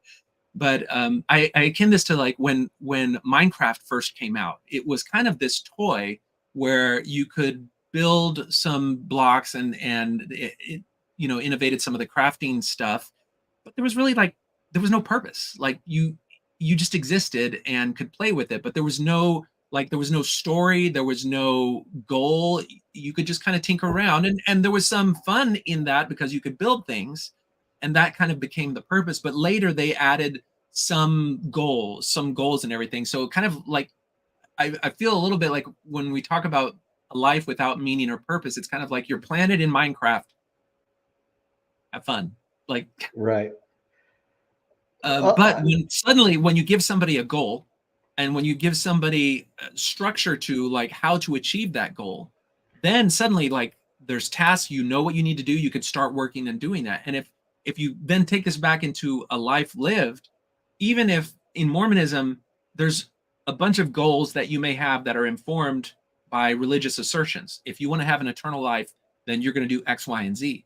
Well, if X, Y, and Z end up being very functional for you as an individual, for your family as a family, and for the community in which you exist, then even if the goal and the carrot that's hung out in front of you, and to some extent the stick that's behind you, are made up religious assertions, if you start pursuing that goal, you're going to get whatever the secondary benefits are from that. What do you think of that? Yeah, I think that action and consequence, they follow regardless of kind of the framing that's around it. So if you have a belief structure that leads to a certain action or behavior, it doesn't matter if that belief is an accurate necessarily reflection of the cause and effect relationship. It just has to get you to do it. And so the I hate to go back to, was it Boyd K. Packer? Not everything that is true is useful, Yeah. right? Yeah, and not everything that's useful is true. It goes both ways. And so I think there's a certain value in religion to just recognize that not everything in religion is necessarily true, but there might be a lot of utility in a bunch of what is there. You mentioned, Minecraft, and about how when you first come into that, there's no clear goal for you. And a lot of games are like that. So the player comes in and they start to make goals for themselves, right? They come in and they explore it. And in fact, that's that type of gameplay is actually the notion is it's an exploration of possibility. It's a style of gameplay that certain people are drawn to. Like The Sims is also kind of similar in the same way that you don't have clear goals. And these types of games, I mean, we're kind of off on the side here, but these types of games are very interesting, I guess, just from a standpoint of by giving you a non-directed environment in which to explore, the player can learn a lot about themselves. They can start to come into it and they go, well, what is it that I want to do now that I have this vista of things? And they'll start, a lot of people discover about themselves they want to achieve, they want to do things. Others, they want to explore, they want to go out and see what's what's in the world. Some want to go find combat, they want to fight, they want to find bad things. So you actually have different personality types that get reflected back to you when you get put into an environment where there isn't a clear goal for you. And so there's that. I'm just trying to, there's an appeal there to those types of games where it's self-discovery. You find out what it is about you. I remember the first video that introduced me to Minecraft was I didn't understand it at first. This person was like, "Hey, I want to show my friend this tremendous building that I made," and he'd made it all out of wood. And it was this thing. He's like, "I spent like 2 weeks building this thing," and this was a very early version of Minecraft. And the guy that he was showing it to, like, started a fire. And in the early version of Minecraft, like, you could not, like the fire did not have a bounding limit, and so it burned the entire thing down. Oh no! Yeah. And the person's like, "I just lost all of this work," and I'm like, "How does a video game like that not have a save or anything?" But like, he hadn't backed up his world. And so that was like I gotta find out what this was. But it's like some people just want to watch the world burn. That is, a dimension of human psychology that religions have had to adapt to. But let's go back into our Gemini answer here, and let's see what we got here. So so we talked about a sense of purpose and meaning. Now, each of these things could be a whole show in and of themselves, but we just want to overview here. This is, I think, important coping mechanisms. So religious beliefs and practices can offer solace and support in the face of hardship, stress, and loss. Spiritual practices like prayer, meditation, or seeking guidance from religious leaders can help individuals to develop healthy coping mechanisms. Now, it's interesting because the various horsemen of the atheist apocalypse or whatever, Sam Harris is one of them. And so you might have been in a religious tradition where prayer and silent prayer and meditation were a part of your world. You lose that religion, and then you start to enter the world of atheists, and then you have this guy saying, "Hey, come and make meditation a part of your world." And you're like, "Hold on a second, but this is gonna work this time. It's not gonna work this time." But the secret sauce is that if meditation has a beneficial psychological effect on a person's life, then regardless of whether or not you believe that you're communing with God or that you're ruminating on the nature of the universe and whatever it is that Sam Harris tries to get you to ruminate on or not ruminate on, you're going to get the benefit of that regardless of the narrative structure in which you have it potentially. There certainly are limits to that assertion, but so you could even extend that to coping mechanisms. And the way that I see a lot of that, and maybe we'll get to it in the next section, is concepts like forgiveness, like grace. They may be conveyed in religious terms, and they may have religious commandment around them in the context of a faith, but they also end up being highly utilitarian, adaptable social mechanisms for dealing with interpersonal relationships. And if you're in a community that is bound together by the collection of norms and traditions and values that include forgiveness and grace, then you're going to be able to navigate it in a way that when you leave that tradition and now you start to mix with the wider worlds who do not place a premium on forgiveness or grace, you're going to realize it's a much harder world to exist in. And it's the social cohesion is a lot less. It's a lot harder to feel like you belong. And when you combine that with really heavy policing of language, with with all of the different things that we're starting to see are becoming very normal in a society that's not constrained by the norms of any particular evolutionarily tested religious tradition, that it's a very different landscape, and maybe it's a little bit less healthy mentally than Yeah. existing in a mesh network that includes some of these concepts. Has that been your experience? What do you think? Yes, very much. I mean, when I first left Mormonism, a lot of it was just the claims, right? These claims don't line up with the evidence, and there's a little bit of the baby out with the bathwater that can go with Yeah, that. Where then you realize after you're kind of on the other side of it that there were a lot of social, like you said, coping mechanisms that were baked in to the belief structure that you didn't realize you had lost. Grief is a good one. Like when somebody dies, and if you're not a believer, if you're an atheist, that's you have to deal with that in a very different way than you did as a Mormon, where you think, well, it's just a transition, and I'll see them again, and they're probably in heaven. Like my father's died, and when I went to his funeral, it was a Mormon funeral, and there's a lot of that going on, right? Everybody's talking about how they're going to see him again, and what a great person he was and stuff. And I'm over there being the atheist going, I think that's it. This my dad is now gone, right? Gone, completely gone. And so you end up with a very different process towards how you approach grief. And that's just one example, right? It has nothing to do with the claims of the church, but it has everything to do with the social cohesion and the values that went along with being part of that organization. And there are tons of things like that. I mean, you mentioned some other ones along there too. Uh, I think, yeah. So if we're talking about coping mechanisms, yeah, the way to help you make it through life, because something bad is going to happen to you. It's part of being human. Somebody's going to get sick. Somebody's going to die. And atheism or a lack of religion, a lack of social support, you're left adrift. It's difficult. yeah. And I think that's one of the main difficulties that people face as they leave their religion, is that change of social group. Yeah.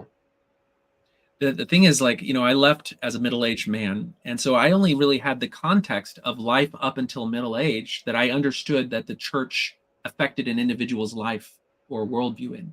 I had a little bit of some of the end of life stuff because when I was a teenager, my father and like half my family died in a car wreck, and so I got to see how the faith managed an end of life event that included a deep reverence for the deceased and included all of these things that you're talking about at a Mormon funeral. And some of what you allude there, I've felt and seen, where you have this idea of, well, if all of these claims about the afterlife are false, and you go to a Mormon funeral and they're sitting there talking about all this stuff, they're using it as a chance to proselytize. I'm going to demonize that. I'm going to say that's stupid. It's particularly if that person wasn't Mormon, it's all these terrible things. And I could also step back and say, hold on a second, this is how the community has evolved to cope with the reality of death. And for whatever reason, the way that it has evolved has allowed them to be both have an element of functionality and respect for the dead that includes a reverence for life. That reverence for life is really important here, because when you look at the way that some of these secular movements that have taken over and swept and completely replaced religious tradition, many times, whether it's the French Revolution or the Communist Revolution, the reverence for life disappears. And so Right. then Yeah. piling the bodies up by the score becomes just, a rounding figure difference. And so if I'm looking at a religious tradition that is involving something like an end of life thing that is somehow giving sacred nature to human life and dignity, that is a really core value. And if it only comes out in a funeral tradition, or if it mainly comes out in the way it talks about things that I could go all over and problematize, I may be not giving due to the fact that this is part of how this faith solidifies, maintains, and holds sacred human life. And and so I think that's a dimension of looking. Like, I've shifted in how I look at both Mormonism and other religions, from wanting to find problems, wanting to pick it apart, wanting to disprove its factual claims, and instead looked at something and said, wait a second, how does this serve the members? How does it help the members to exist in a harsh world and make the best of it that they can? And that doesn't mean that I'm going to exonerate every religious tradition or every religious claim, but it means I'm going to be a little bit softer on the things that could potentially have a great utility in the lives of the members, particularly when you contrast it with what will come and be a potential ideology or worldview that will take over their minds after they abandon their faith. And that's a little bit of allusion to this concept that God Sad articulated that I've heard in other places, which is that in some sense, these long-standing religious traditions are a form of antivirus to viral ideas that spread quickly but then burn out. So they may have very reproducible, ideas that will burn like wildfire through a culture, but they don't have the stabilizing, long-living evolutionary power that these religions have already proven themselves to have. And so if you let go of your religion, you may be swept up in these movements and they will so disrupt your life that at the end of it, you'll be in a worse position than you'll be than if you continue to live your life by the values and norms of this established, evolutionarily refined faith with all of its blemishes and all of its foundational errors. As long as it's an ongoing evolutionary faith, not all faiths, but something that has shown some degree of utility. All right, I vomited that at you. Anything you want to reflect on that? Well, I think that we're right now. It feels like we're echoing the conversation a little bit that Jordan Peterson and Sam Harris had about the nature of truth, right, from 8 years ago or so, or 7 or 8 years ago, where Sam Harris's notion of truth was fact. This is a fact. The number of hairs on my arm, I don't know what it is, but there's a certain number, and that's true, right? Whatever that number is, there's a fact. But Peterson's approach was no. Truth is more about its utility and its value for humans. And so if you believe in a true principle, you need to look at it from what does it do? What is its utility? And so you can have something that he would say is a fact, but is not true because it doesn't add or aid in survivability. In Peterson's viewpoint, I later heard Jordan apologize for being kind of a jerk on that particular first podcast with Sam Harris. But that's the question that we're getting at: utility versus truth, and where those kind of intersect. And is there a certain value to things that may not necessarily be true? Because I'm with you. I think we're both in that mindset of I want to know what is true. I want to know what the world really is. I'm fine with facing the idea of there is no afterlife if that's what the case really is. But at the same time, I recognize I'm a human and I'm living in a social environment, and other humans are very important to me. And so we need to understand how we live and interact with each other and survive. And to me, religion is that cohering factor, the secret sauce that has allowed humans over time to integrate and distill down the lessons that they've learned about living on Earth in a way that's maybe not perfect, but the best that they've come up with so far. And it gets carried along through these traditions. At first it was oral, and then it gets written down. And so religion to me is a technology that helps humans cope and live in life, right? And so to the degree with which it does that, you could say it's true, right? From its utility standpoint, even if its claims are poor. Yeah. So that conversation between Sam Harris and Jordan Peterson was the dam that broke for me, just in terms of opening my mind up to saying, wait a second, I can look at religion as a different thing here. And I think that conversation, I highly recommend anyone in the audience to definitely go and make it through it. It's really frustrating. And you're going to start out, if you're like me, from that very Sam Harris concrete fact-based perspective. And Jordan Peterson is going to push up against that. And I feel like a lot of that conversation could have just been ease the tension of it if they just said, let's use the word truth for objective, testable truth, and then let's use the word utility or some other word for this thing that you're talking about in terms of what is good for human flourishing or for a life well lived. And then we can have a conversation that is perhaps on equal grounds. And they never did that, which is right. Well, I think Jordan Peterson he came in with a chip on his shoulder. That was one of the first times that they had interacted, and he's actually apologized. He said, yeah, I was too strident. So I think Peterson has acknowledged he was in the wrong, but it's still a worthwhile conversation, Yeah, in multiple parts. Okay, so let's see here. I want to, okay, we're going to take a 30-second or so break. and then we will resume our conversation. So let's see here. I am going to go ahead and put up a countdown video, and we'll go from there.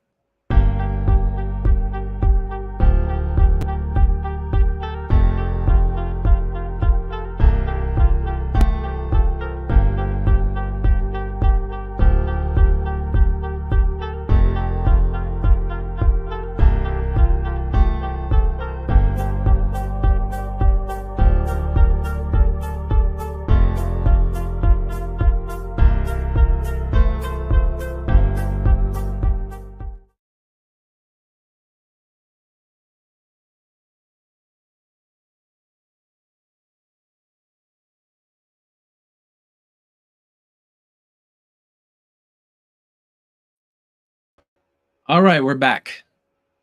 Okay, so let's keep going on our list of benefits, social benefits. So community and belonging. Religious institutions often provide tight-knit community of like-minded individuals. This sense of belonging and social support system can greatly improve mental well-being and offer practical help in times of need. We'll follow that up with the rest of these real quick. Social networks, participation in religious activities can expand an individual's social network, leading to new friendships, potential mentors, opportunities for personal growth and support. Moral guidance. Religions offer a clear moral compass and ethical framework, promoting positive behaviors and guiding individuals in decision making.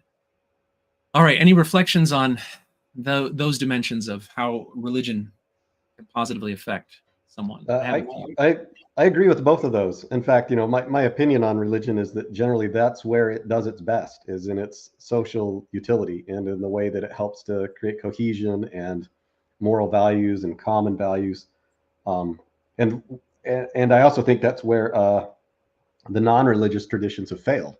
You come out and it's very hard to find. It's one of those things that puzzles me as an older man, as I'm trying to figure it out. What is it about religion that seems to, it almost needs to have some sort of supernatural component that goes beyond just the material world in order to be efficacious in getting people to want to do stuff, right? They have to, it doesn't seem like it's enough to want to do it just on your own merits for very long, like only on your own desire. You kind of feel like I have to be part of a bigger, grander cosmic drama, right? That's unfolding in order to push through the difficult times when it's not so easy. To do your home teaching when you don't want to. I guess they don't home teach anymore, but that. but that's, there almost has to be this externalized notion that you're being evaluated by. I mean, Daniel Dennett says that in his mind, religion, a good definition, is the seeking of a supernatural favor, is basically how he sees it. That you see something beyond the moral world that you're seeking favor from, and that is a very motivating factor. And to me, that's one of the main things about religion, is it motivates people to be better people, to be more social people, generally speaking, when it's not, when it hasn't gone off on the weeds, right? Yeah. When we're not trying to ride on the tail of comment, but yeah. Yeah. You hit on some important points here, and there's two things I want to focus on. The first one is going to be that concept of what the divine claims actually do to the religion, and in terms of cohesion to it. And the second one is going to be reflecting on the difference between what we're talking about here and what happened in the new atheism movement. So the first one, as I've reflected on, we're looking now as a religion as kind of like this evolutionary creature, and we're drawing all these metaphors from biology just to try to understand it. And so the question of what do these divine claims actually represent in terms of, you're right, they do seem to give some sort of evolutionary benefit, which means that in this process of selection, heritability, and everything, having a divine claim somehow makes it possible. Now, it's not absolutely necessary. There are religions that have evolved that don't involve supernatural divine claims, but it seems to be the beast that we're talking about right now. And as I've seen it in the past, those divine claims were a form of making the ideas, traditions, and values real and binding. Because if you just have a bunch of people saying, hey, I think it'd be good if we lived like this, or I think it'd be good if you thought about this thing in this way, you'd be like, yeah, that's your opinion, whatever. But in the pre-scientific world, in the pre-rational world, a divine claim was a way to get people to really internalize the various principles and norms and ideas of a religious faith and act on them. And the problem with that, a lot of religion is seen in the rational scientific world, and the line between those things is very, very blurred because a lot of people hold on to irrational things, like I did as a Mormon, thinking that I was holding on to something rational. But the problem is that if your faith is based on and is locked in by that rational conception, and then you realize that it doesn't have the legitimacy from a rational perspective, you lose the faith and the binding is gone. And so then you're open to any other ideas, and that's the challenge that the church is having, particularly because Mormonism and the internet have this, the internet blows apart the rational foundation of the church because it's so close historically speaking. So what I'm proposing, and I think we've seen this in other faith traditions, which is, Mormonisms will kind of poke fun at other faiths that are like, hey, it's all metaphorically true. We can believe religion as a metaphor for guiding Right. people. That's actually the new secret sauce. Like the new secret sauce, rather than these divine claims, is understanding this utility dimension of a religious faith. It's power in binding an individual in a family, in a community, in a nation together, and its power in helping an individual navigate their life. Now, there were a couple of things that they just mentioned in this social benefit thing that you may not even realize were a part of your religious tradition, like this whole thing about new friendships and potential mentors.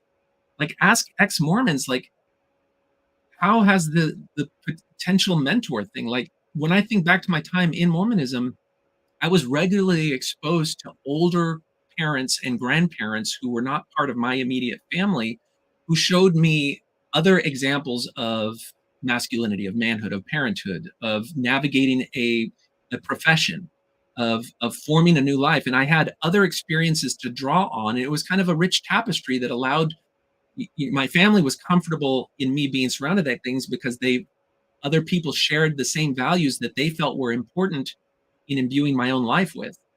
And so that process of mentorship, and I can feel now how if I had stayed in the faith at this phase of my life, I would be stepping more into, rather than being the beneficiary of that mentorship, I would be finding a great deal of meaning and purpose in being the mentor itself. And that intergenerational link is a powerful component of a community's life, and it's a way to give benefit and advantage to an upcoming generation, particularly if it's done in the context of a tradition that values your elders or values what came before. Like, all of those things are part of the secret sauce. And so um, in a religion, that sort of thing has evolved over centuries and generations of time. You let go of the religion and you're like, I'm going to find the world on my own again. That's great. And chances are you're going to eventually discover all of the things that these religions evolve to, but it probably won't be discovered in your lifetime. Some of these things you actually have to see how they expand, how they last over multiple generations to understand their worth and power. And so it's just like, it's one of the things like, hold on, let's not be too hasty. And I think the secret, to let the cat out of the bag, I think the main punchline of this whole conversation is, if you do let go of a religious tradition, be very, very careful about immediately demonizing everything that the religion carried into your life, because some of it may have more power and worth than you understand. And on that note, let's shift into the new atheist movement, because I believe you were kind of, you were there for the party, but then something happened. It fizzled out. It kind of destroyed, because a lot of these people were like, okay, I've left religion. Let's start now secular communities, and we're going to have the same community power that religions have. And so I'm going to have a potluck to go to. I'm going to have all these different things that I used to have in religion. It's going to be these conventions rather than conference. I'm going to go to the conventions rather than listening to Dallin H. Hoax. I'm going to listen to, Daniel Dennett. And what happened? What was the deal with that? Yeah. So I guess to kind of frame up my experience with the kind of the new atheist movement, when I left Mormonism, I very quickly came in with the skeptics group, and this is in the 90s. This was pre-internet, right? So it was pre-internet, so there was not really much of a sense of a community. There's no Thrive, there's no Mormon Stories podcast, there's none of that. You know, the only other ex-Mormons that I knew at the time were Christian ex-Mormons who had jumped into another religion. I didn't know anybody who was an atheist ex-Mormon. Zero, knew nobody. And so what happened is I started, hanging out on forums that were more amenable to, a scientific way of looking at the world. Pretty soon, James Randi Educational Foundation is how I got into that group. And so I started attending the conferences down in Las Vegas. They were all the James Randi conferences that I went to. I did not attend the other atheist conferences. There were several that were just atheism. James Randi's conference was not an atheist conference. It was a skepticism and science and magic conference, right? So they were different. They were kind of different, but they had a lot of the same overlap. That's how I met all four of the horsemen. I met Dennett, Hitchens, Dawkins, and who's the last guy? Harris? Yeah, I met all those guys there, and Shermer. So what happened, as I perceive it, is that it was very flourishing. Everything was really great, and we'd go to these conferences. There'd actually be people, they would sing. Like sometimes we'd have songs actually at the James Randi conference or whatever, from Monty Python. There's there was almost a church-like atmosphere to it in the early days when it was kind of a smaller group. But my sense of things is that what the new atheists were pushing on, those four horsemen, was mostly epistemology. They mostly seem to be, this is the problem with religion, is it makes claims about the universe that are wrong, and they're wrong because the epistemology is wrong. It's based on, revelation. It's based on authority. Logical, concrete thinking. Right. And so if we just move the epistemology over to the scientific epistemology that they're all very familiar with, the whole world would get better. And so we just need to switch the epistemology. And I believe that they all four of them missed, except Dennett. I think Dennett got some of it, missed a lot of the importance of the whole social cohesion side of things. And they didn't really pick up on it until Atheism Plus shows up in the mix. Because we had this atheist group that's developing, but because there's not really a purpose for it, right? It's just they're having these discussions, they're talking about religion, how religion might be bad, science is good. So what, other than have another conference, right? Yeah. Well then what happened is within that group, they started something called Atheism Plus, which was like, we're taking all the stuff of atheism that you guys have talked about, and now we're adding social justice issues to it. That's the plus. And so they added a whole bunch of things that they required in order to be part of Atheism Plus, you must accept. And they were all progressive tenets. And that started a rift in the new atheism movement that has not ended to this day, right? And I think the main new atheists, all four of them, have ended up on the outside of the progressive movement. And they're all considered, white men now who are part of the old patriarchy. And the new atheist movement, the Richard Carrier group and some of those guys, they moved over. I think Matt Dillahunty is over there now too. We're pushing on a lot of progressive political viewpoints too. And I think it's because they need that religious drive. They need to push on something, some sort of political thing, in order to feel motivated enough to keep going. And you end up with that God-shaped hole again, right? The thing is I don't think it impacted the guys who are scientists. The scientists, Dennett and Dawkins and those guys, they already had their viewpoint. They already were comfortable with a viewpoint of scientific empiricism. But a lot of people, when they lose their religion, they don't have that to fall back on. They're not scientists. They're not professors. They're just, a guy working at the auto shop, or a guy, working at the store. Well, now what do I do with my life? And atheism does not have an answer, right? It doesn't know what to do. You have to add something to it. Atheism Plus, progressive movements, politicization, and then you end up with the whole woke movement, which really, I think, grew out of the new atheism movement unintentionally, right? Nobody who was starting that wanted a progressive movement to grow from it, and yet it did, in the way it went. Well, when we use terms like, religion has this element of social cohesion that this new atheist movement 2.0 plus or whatever didn't have, what is the component of that social cohesion? And the way I've looked at it is like the social cohesion is, whether it's there or not, is a product of the various values and norms about how both the morality is shaped within your own internal framework of what, as well as your perspective on how you interact with people who think differently, how you deal with forgiveness, how you deal with people who have differences of opinion. And religions that have evolved over time and found a good balance between orthodoxy and heterodoxy in a way that is functional for their community will tend to have a lot more cohesion and allow variation of thought. Whereas something that is very rigid, as soon as you say something that is heretical, you get kicked out or whatever. Well, this new atheist movement was much more on that side of the spectrum. It had a moral framework, but that moral framework, rooted in critical theory, social justice, as we're seeing it manifest in what people are calling wokeness, does not have very much in the way of grace or forgiveness. And it very much has a very proselytizing perspective that is also very black and white. And all of those different things will make, if they exist in a religious realm, will make these high demand religions that are strict on conformity, low on personal autonomy. But if they exist in a social movement that is sweeping across your nation, the cohesion, which, individuals are not going to feel like they belong for long or like they have freedom of thought in such an environment, because they know, based on policing themselves, based on seeing other people get canceled, that if they speak a heterodoxy or speak a blasphemy, they're going to get the consequences of that, versus being in an environment where it's like, I, if you say something and it offends me, it's no big deal. I can learn not to be offended. I'm not going to demonize you over it. That's a very different environment from, if you say something and it's a microaggression, I'm going to call you out, demonize you in public, and if you don't apologize to me, then your name is crap.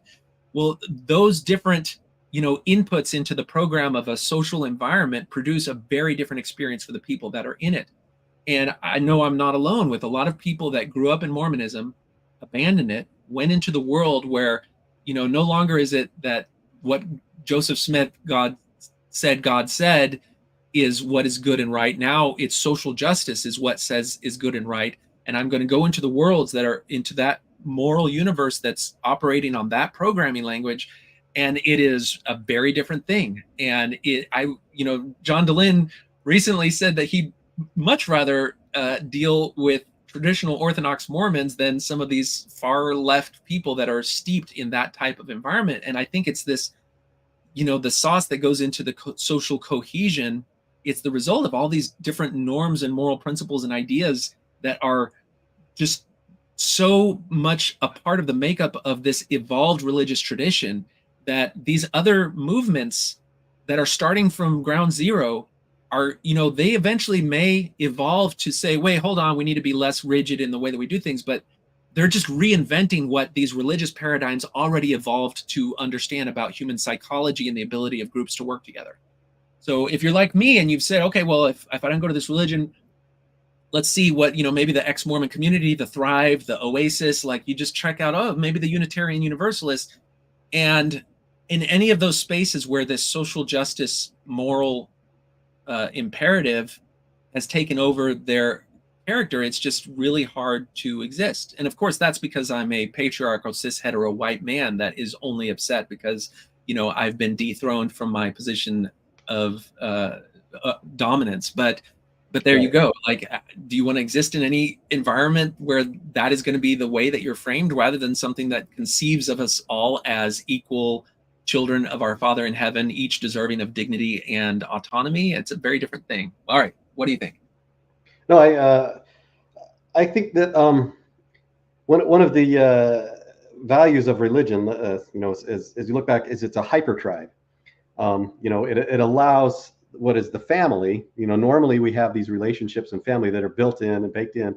But then if you have a common shared group of beliefs, you can extend that tribe to be like an extended family, right? And even in religion, you call each other brother and sister.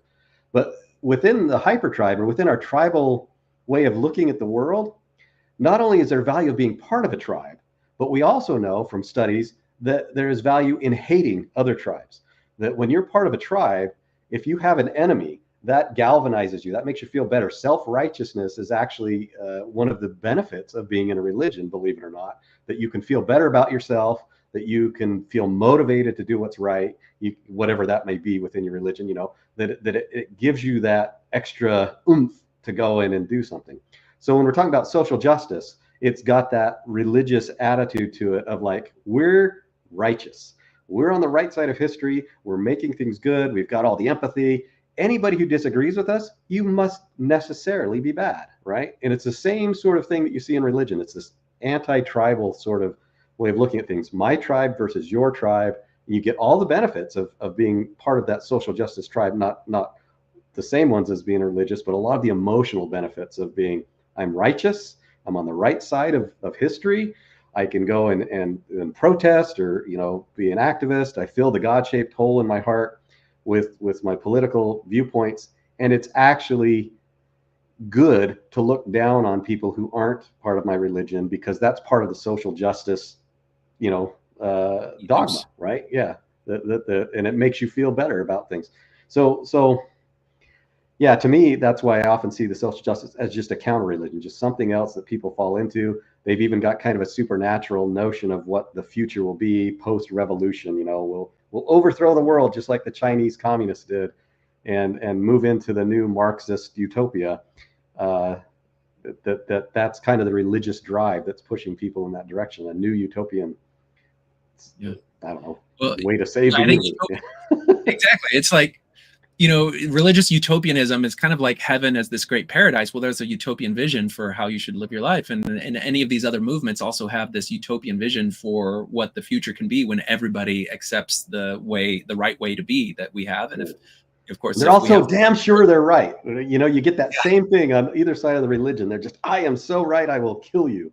It's crazy how violently they get obsessed with their own beliefs. It's crazy to me.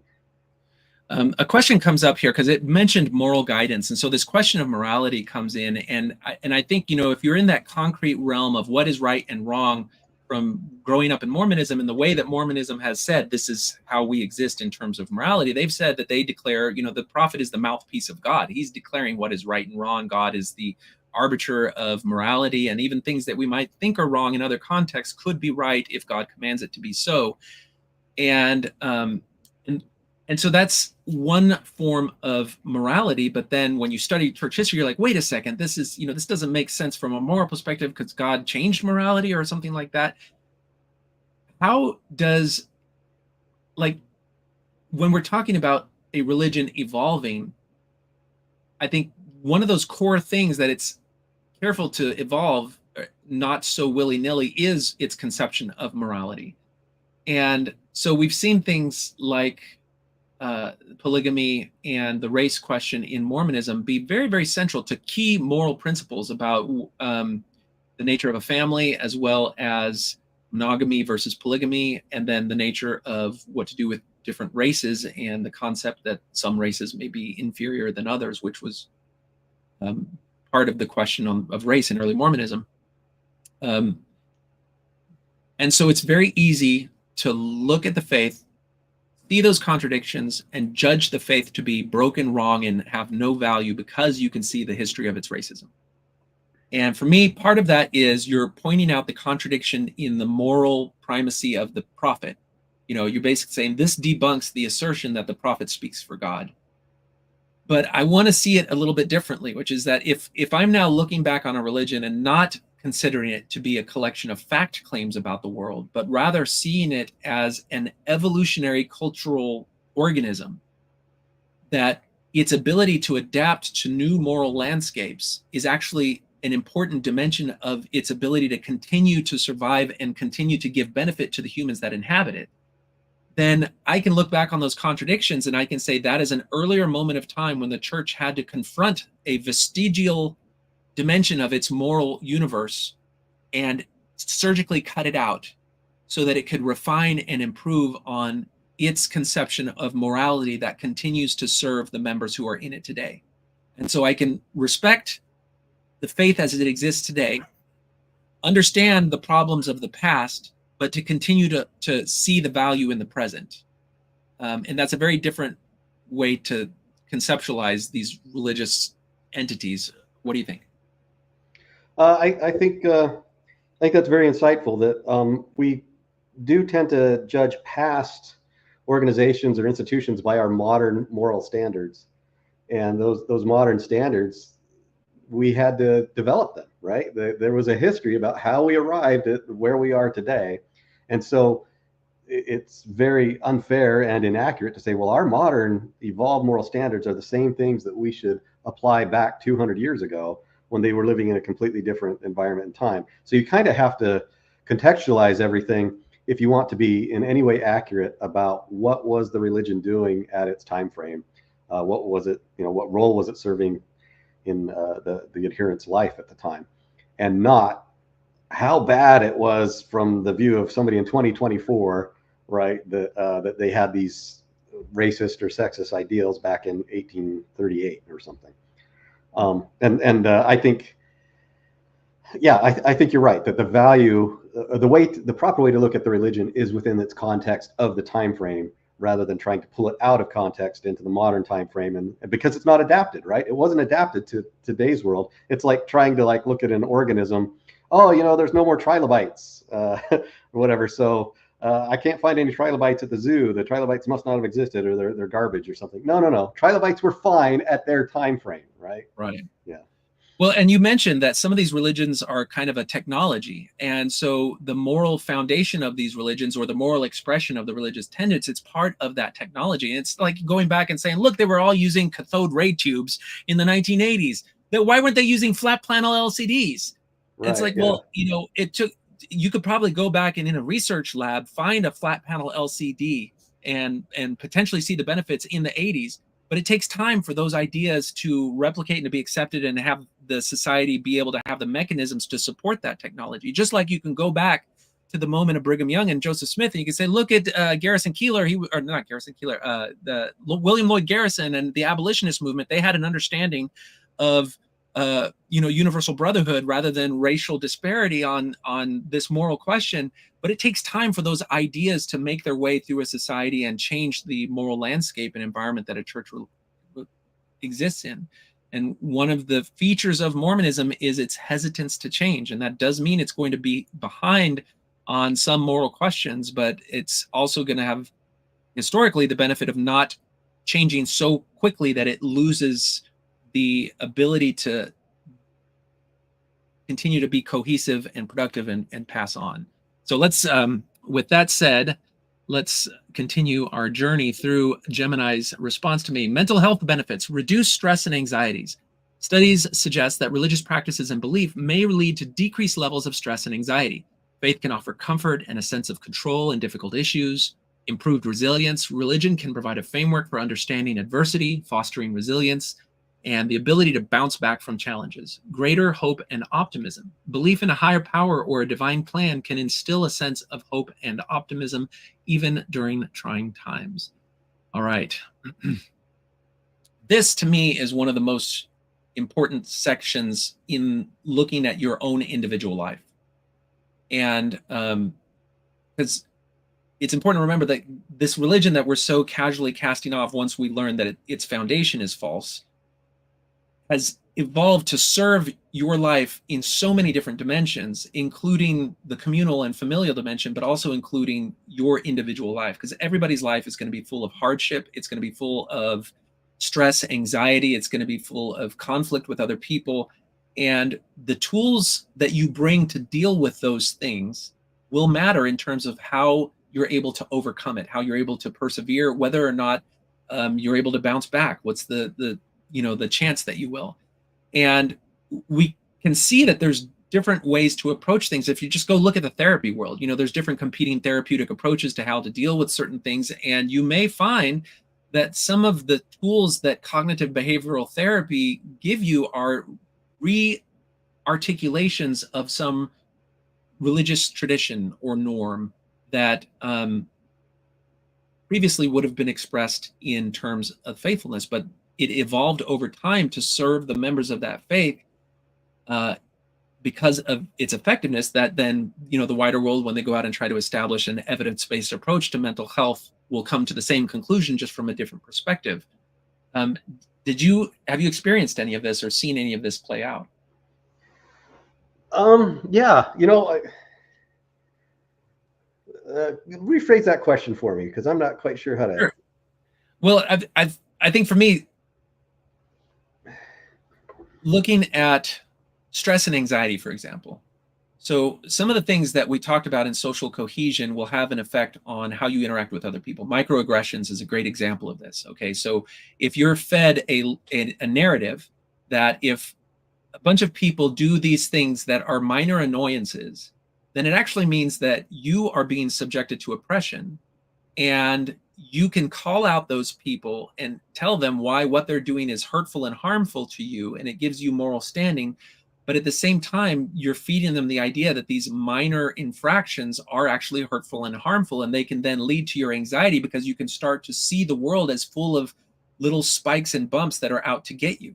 And there's a couple of people that have talked about their descent into that world and their eventual recovery from it.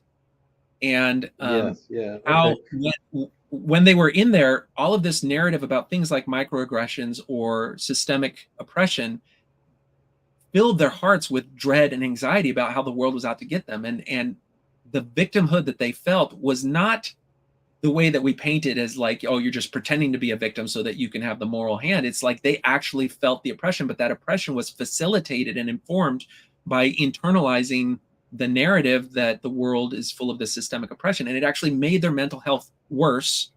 And then when they would go to a therapist, the therapist has been informed in ways, well, you actually have to reinforce the idea that the world is out to get you, Right. rather than other methods of doing it. So it's a whole system set up to create anxiety and stress because of the dogma rather than to overcome it. Right. So yeah, now I get more where you're coming from. That you've almost got, like, on the religious standpoint, they're giving you tools for resilience. Like, something bad has happened to me. I can now resolve. Somebody said something mean to me, but I'm a child of God. I can handle it. Right. So you've Right. got that resistance to it.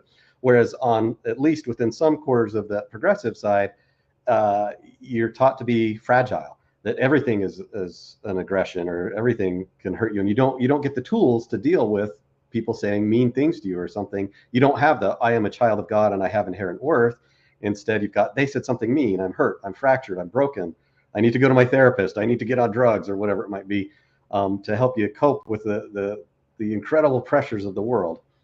Or you need to Yeah, call so them out and create division and strife within your local community. And then all of that is its own it form of stress. reinforces. Yeah, yeah. You get into that reinforcement of, like, oh, you said something mean, I called you out, oh, they apologized. Well, I guess then the problem there really was the mean thing that was said, and Yeah. not my reaction to the mean thing that was said. Right. And so people don't develop the skills to be able to handle living, and they end up needing somebody else to come around and police everything for them because they're too fragile. And so I think, yeah, I think part of the value of any organization that's trying to help with social cohesion is to teach its adherents to be able to cope, be able to deal with difficult situations, have something in yourself that you can get by it without needing to run off and tell the den mother, Yeah. somebody Well, called me out. Yeah. yeah, that's part of, it's really frustrating when you go down this pathway and you start to then realize that some of the things these general authorities have been teaching and harping on and become known for are actually important things to hold on to. So like David Bednar used to really grind my gears, and he'd be like, you can choose to be offended. And I'm like, what, choose to be offended? The church is doing all this offensive stuff. I don't have to choose. You're Yeah. just blaming the victim. And I'm like, Yeah. no, actually that's an important principle, because the world's gonna be full of people doing all sorts of things. And you, as the agent who can act, get to choose how you react to those things. And if you do choose to treat every offense of you as though it's this big thing, it completely changes how you're able to navigate the world, versus saying, you know what, I'm not going to let that stuff get to me. I've got actually important things I need to do and want to do with my life that will just become distracted and dissolved if I focus on every little infraction. And so your life will then be shaped by the productivity that engenders, rather than the constant having to battle with your environment over every perceived slight. Like both those two trajectories put you at a different endpoint. And so that's just part of think both where I think the mental health can benefit as well as your life lived and what you're able to do with your life. Yeah, like you'll hear in kind of the progressive church things like, words are violence or something, that Yeah. they'll try and make it at the same level as actual violence. But you won't ever hear that in Mormonism. I've never heard anybody say, words are violence. That's more of Mormonism's position, seems to be more sticks and stones will break my bones, right? It's people are going to say mean things about you, but you're a child of God, you can handle it, and you shouldn't be mean yourself. So there's kind of a different approach to the same kind of issue of taking offense from people out in the world, and I think it translates into mental health. That And social cohesion, which yeah, social having a cohesion too. good Yeah, social network improves your mental health. Like it's a very much a self-reinforcing thing, which is why it's so powerful. Now, try to do that in atheism 2.0 or atheism plus, and because yeah, the they can't programming. hold it together. No, They devour each other. They're always looking to yeah, see who is the more righteous in the progressive stack. yeah. Yeah. Yep, and go into any ex-Mormon Facebook group and just find out who has been problematized. It's all throughout that. Okay, so let's keep going. Yeah, we're getting near the end of this here. So let's see what else we got. Mental health. We did mental individual benefits, self-discipline, self-control. Many religions promote virtues like self-discipline, moderation, self-control, leading to healthier lifestyle choices and personal growth. Forgiveness and reconciliation. Religions teach and emphasize forgiveness and reconciliation, helping individuals heal from past hurts and mend broken relationships. Gratitude. Religions frequently encourage gratitude and appreciation for blessings, promoting a positive mindset and overall well-being. These are powerful things that you don't realize are so enmeshed in your religious tradition, and they informed your worldview. And I think one of the humbling things for me is realizing that all of these principles that I do believe, and I think I have a good confidence to believe, informed my ability to have a productive, stable life, including raising a family and doing so with the benefit of all of the evolutionary power that brought those principles into my life from the beginning. By stepping away from the church at age 40, I carry most of those with me because they shaped my world. I also pulled my kids out in their formative years. And I don't know, all I can do is try within my own individual family milieu to instill and normalize these values and virtues. But because there's no divine edict saying you have to listen to your father and uh, at least start from the assumption that there's some worth to what he says, or listen to some religious leader, then they are free to say, yeah, that's your opinion. And, I'm so young and impulsive. Of course, teenagers doing this anyway. But so it's just the ability to instill these principles that have evolutionary power of a movement, but also have worth in the life of an individual, is lessened. Your ability to instill those things is lessened for my younger kids. I don't know if they're going to grow up understanding the worth of some of those things. Something as important as gratitude. Like it's something that you can very much take trivially, but gratitude and doing things like saying a prayer, it's grateful for food, or saying you're thankful for something, or having Thanksgiving, that is reminding you about what's important, what has actually enabled you to live the life that you're living, so that you then turn your mind to preserving it, to understanding its worth, and making sure you're not taking steps to destroy it. Like there's a functional utility to that is worthwhile in an individual's life. So if you're stepping away from religion, and then, when I was growing up, I was getting constant messages that were instilling all of these virtues throughout every meeting that I attended or anything. It was just the air that I was breathing. Sure, it was filled with other problematic things that I could go back and criticize now, but this, a majority of the messaging that I got were these positive things, and then peppered in a few of the bad stuff. And so if I'm not then providing an environment where those same principles and ideals are given that same weight and that same importance, then I may be setting up my kids to not then inherit the same benefits that I inherited from having that milieu be my environment growing up. And so it's caused me, to reflect on and make sure that I'm trying to carry on those principles and say that they are important and that there's a worth beyond a divine edict to them. And that brings me to that, we talked before about how before the scientific era, it was the belief in the divine claim that bound an individual to that teaching. Like, okay, I have to do it because if I don't, then God's going to be mad and I'm not going to get my eternal paradise.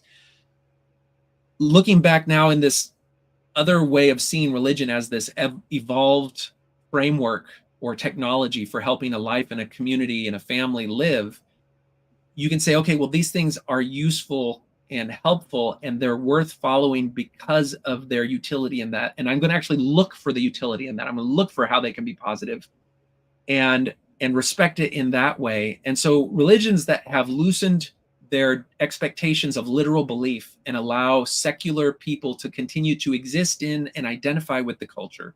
And so people will frequently bring up secular Judaism as something where you can exist in a religious tradition and a religious paradigm, internalize the values, morals, and principles and traditions and rituals of them, but not have to proclaim literal belief.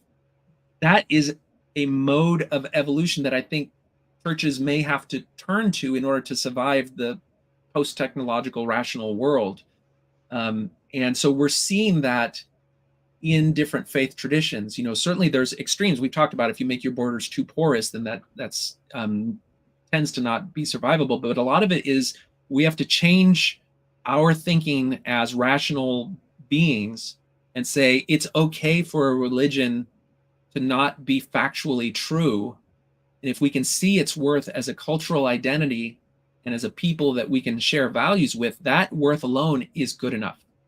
And then it's up to the religion to decide whether or not they're going to allow you among their members with your own beliefs. But it also should allow you to be humble to the fact that some people are not in that metaphorical utilitarian perspective or evolutionary perspective about religion. And so it's okay for you to not have to call everybody out for the things that are not literally true, understanding that it carries a value and worth beyond the literalness of it. Let the people who are in that literal frame of mind continue to have the benefit of that literal frame of mind, giving them the benefits of it. And you can call out things that you think deserve to have some differences of thought, and the religion itself will decide whether it allows that or not. And then just continue to have the benefit of it if you choose to do that. It's really hard to put that tube back in the toothpaste. I don't know. I'm talking a lot. So what do you think? Yeah, much of what you said there to me gets back to the idea of religion serving a role as kind of a meta tribe or an extended family. And that's what allows for a lot of the cohesion to happen. Like in Mormonism and a lot of other religions, you call each other brother and sister.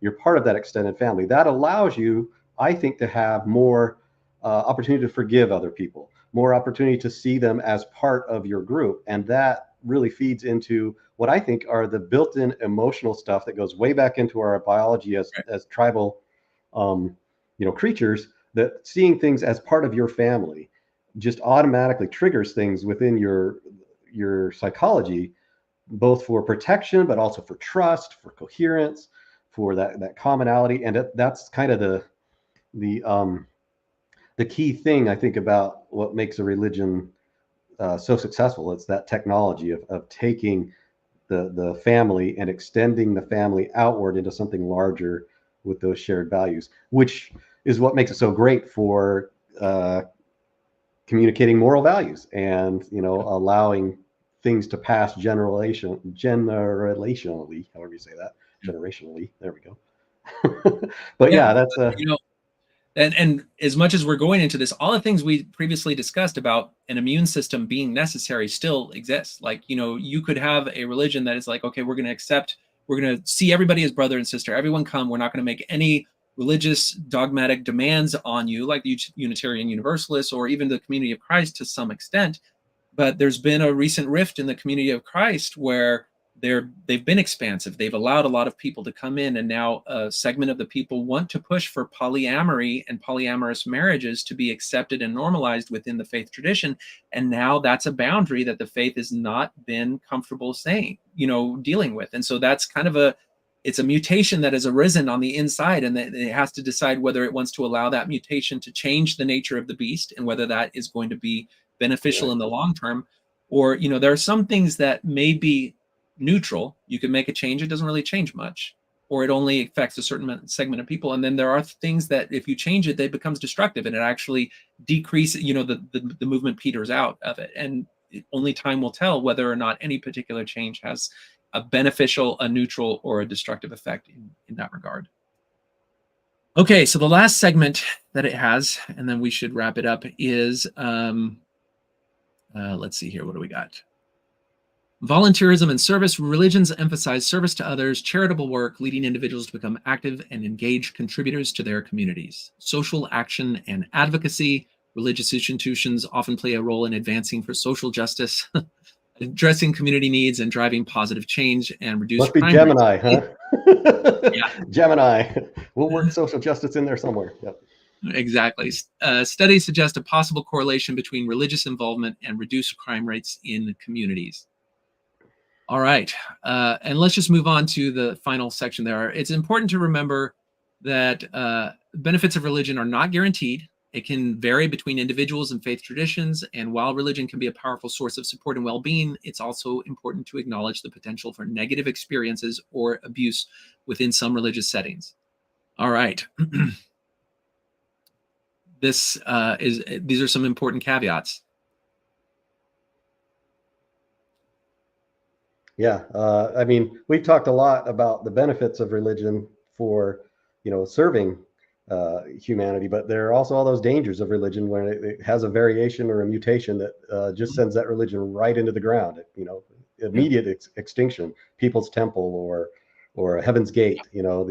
These things. It's potentially very dangerous too. So. Oh, absolutely. And that's the fascinating thing, because, one of the things that myself and a bunch of other people get fascinated by when you leave religion is cults. I got to watch all the cult documentaries. I want to learn about every single cult movement because I want to try to draw the parallels and everything. And one of the things when you start to do that you start to say, okay, is that, like, as much as you want to call Mormonism a cult at the beginning, once you start to see the way that these things that are unambiguously cults are, you're like, okay, if Mormonism a cult is at least a very soft cult, a very functional cult, it's not as restrictive as, some of these other ones, even some mainstream ones like Jehovah's Witnesses. You're like, I'm glad I wasn't raised in that. But certainly then when you look at things like Heaven's Gate or Jonestown from that evolutionary perspective, you'd be like, yeah, there's reasons that the people wanted to be there and felt like they were in the right thing. But then it absolutely did not have that ability to prosper an individual or a community's life into multiple generations. It was a dead end mutation, religiously speaking, or evolutionarily speaking from that perspective. Right. It cratered and it took itself and everybody who was a member with it. Yeah. Which is unfortunate, but that happens. All right. Well, so I guess in summary, what I was trying to explore and what I want to kind of expand the range of communication in the ex-Mormon discourse really is just like understanding there is a way to look at the church from that factual claim basis and have a heap ton of criticisms about the church from that. But you can also look at it from the perspective of a framework that an individual can shape their life around and build their life on, that a family and a community can build their life on, that has the tested provability of its intergenerational existence. And that if you discover the factual difficulties with it and then discover some of the moral problems that it has, and then you explore the wide world of other religious and political and social things, and also make sure you look for their moral failings, you start to realize that all of these different systems have dark past and history and problems in the past. And so you can be a little bit more forgiving of either Mormonism or what other faith tradition that you come from. Some of them will just be unworkable, and the thing is, you always have an alternative. If you understand religions are not collections of truth claims as much as they are evolved frameworks for living, which is why I called this the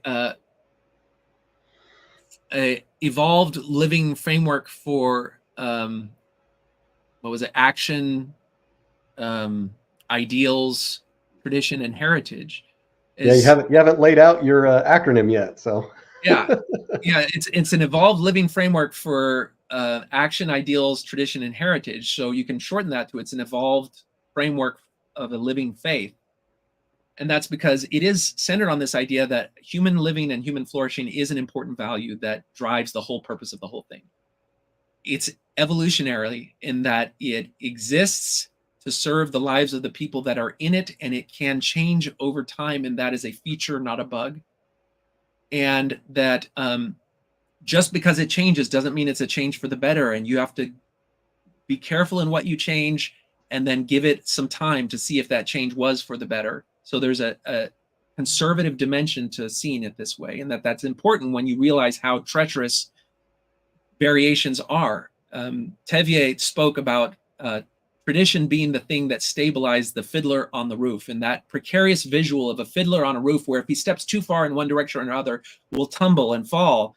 I didn't understand that metaphor, and we might be a little bit complacent in saying, hey, the world is safe and our religious traditions, you can just take them or leave them and it's no big deal.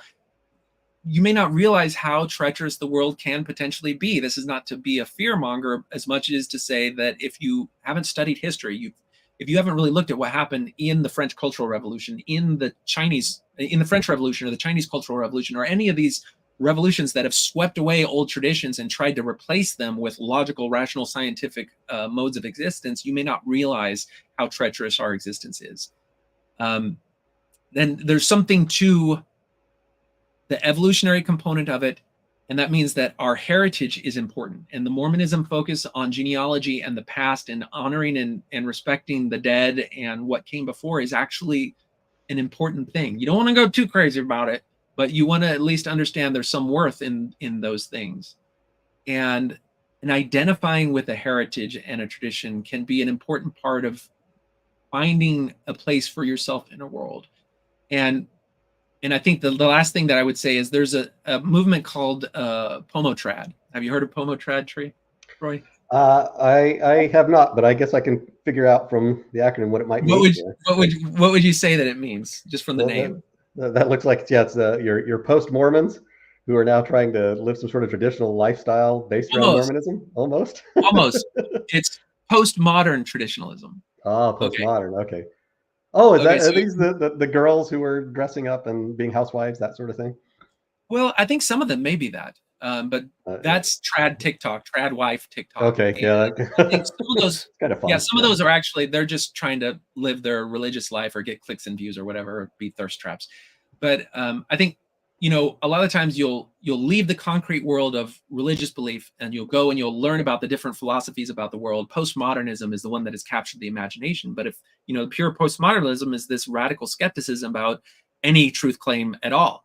And no truth claim may be better or worse than another one. And the morality, therefore, is all relative. And you don't really have any basis to judge one or the other. So it's wrong for you to think that your way is the right way. And you should let people be, extremely liberal in how they live. That's all great and good. But if no way is better than any other way, I'm not obligated to take the revolutionary, tear it all down way, because that's, from a postmodern perspective, no better than the religious way. They're just different ways and cultures. So if I get to choose, and I've got multiple generations that have lived decent lives, then I'm going to actually choose to be traditional from that postmodern perspective. And I'd be, you know what? I really like Christmas. I really like Easter. I like going to grandma's house and things. I even like saying prayers or listening to people say prayers because it just gives me that sense of gratitude that for some reason I get a positive benefit from. And even if I don't believe it, I'm going to choose from a postmodern perspective to see these traditions as part of humanity that I can take my position in, even if I don't have to take it as a literal thing, and I can identify with it, I can occupy it, and even wear the sport jersey and wave the banner of that tradition and see it for its benefits. Taking it from that perspective means that I draw lines in how I enforce it on others or impose it on others, because from my postmodern perspective, then I know that other people can also do that with their own traditions, and I don't have any right to impose that on other people. But it's a way for me to at least reconnect to this and identify with this tradition that is a tradition that everybody gets born in some environment. And it's true. Some things you do need to leave, and you do need to find greener pastures. And each person can make that decision about Mormonism or whatever faith tradition that you come from. Some people may be watching this video or coming from some different Protestant, Christian, Buddhist, or other tradition and say, if I reflect on and see that tradition as a human cultural framework for living that involves all of these ideals and traditions, maybe I can make that work for me in my life because it's worked in so many different generations. And if the fear mongering and some of the rough parts of it, since I'm not taking it literally, I can just be like, yeah, whatever, it's not going to affect me. Then maybe I can actually have a little bit better existence in it than I took before. So that's kind of my closing statement on that. Any closing words from you before I kind of lay out a map of what some of the future discussions I want to have are? Yeah, I think I'm just going to kind of echo what you said there. is really I tend to agree very much with as humans living on our little pale blue dot here, that we're all just trying to figure things out. And to me, looking at religion not as a blemish, but as something that humans do, right? That it's something that we've technology we've hit on, is probably a better way to investigate the whole question of religion. Daniel Dennett's book, Breaking the Spell, was let's start talking about religion as a natural phenomenon, as something that helped to shape humanity and society, and it has its roots in evolution. And I very much agree with that. I'm in that tradition of religion's not necessarily bad, even though it may have, epistemological issues. Its value as a repository of good values of what we have learned historically over eons of time should not be underestimated, should not be forgotten about. We need to be careful about pulling up all of our Chesterton fences just because we think that we've got some new insight today. And so I'm kind of in that, I don't believe in most of the claims of religion, but I can still see its value for humans and humanity. And I think it's very worthwhile to study it so that we can learn how to get better as humans. Yeah, very well said.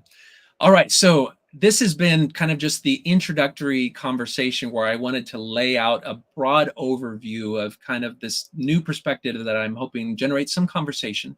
And maybe it'll even generate some conversation on the faithful side, but that remains to be seen. There's a few what I think are fun ways of looking at some of these different facets. So I'll give you a little preview of that. We're going to take one conversation that is looking at the bridge game from Squid Game, and then extrapolating from that to see how a religion may evolve and may become a map for living that you don't want to discard so easily. Another one is going to be an exploration of an episode of The Simpsons from one of its early seasons called Lisa the Iconoclast, that I think has some important lessons for stepping back and realizing that a religion as it exists today is not necessarily contingent upon the character of its founder and origin. And it means more in the life of its members today and what it does for its members and its society today. And so we want to be a little bit humble in how we treat that.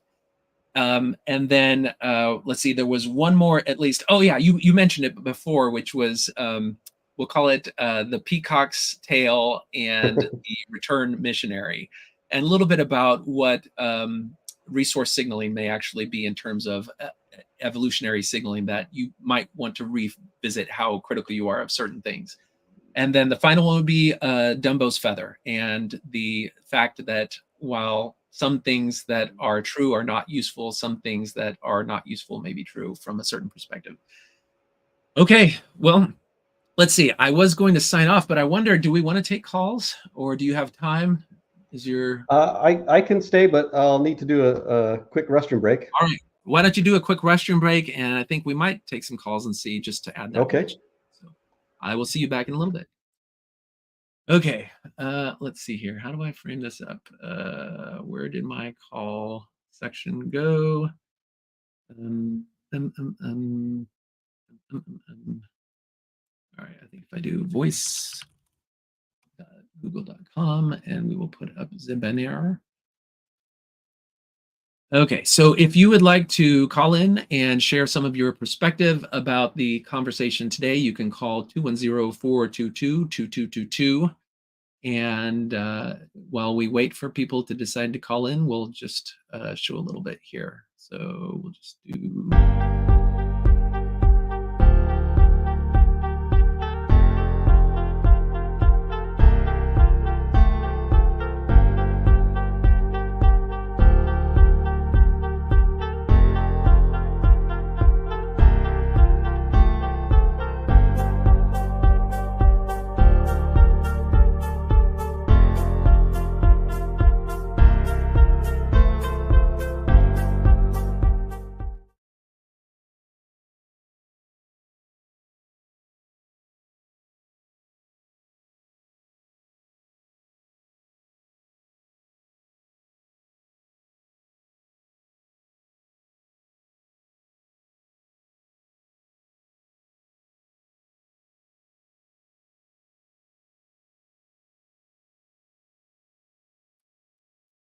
Okay, so let's see. While we're waiting to a call, if you want to dial in 422-2222, then you can call in, share any of your thoughts about this.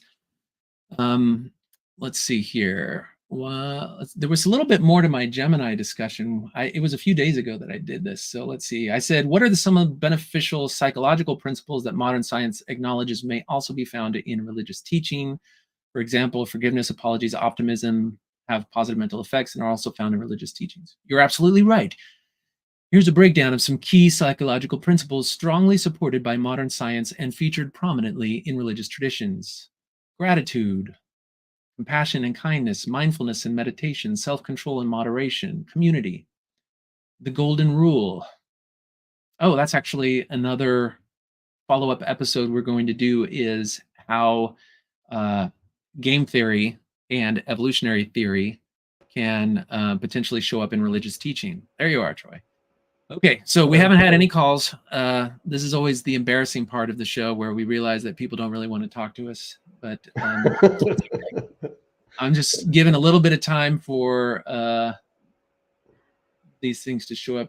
I asked it to show like a few other examples, and that's what came in. So let's see here. Again, if you would like to call in, the number is 210-422-2222, and my connection is unstable. How about that?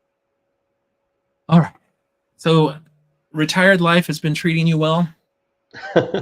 Yeah. So I've been retired about 3 years now, I guess. I retired kind of early, though. I'm not quite 55. I turned 55 in June. So, but well, we I know you retired. didn't really retire.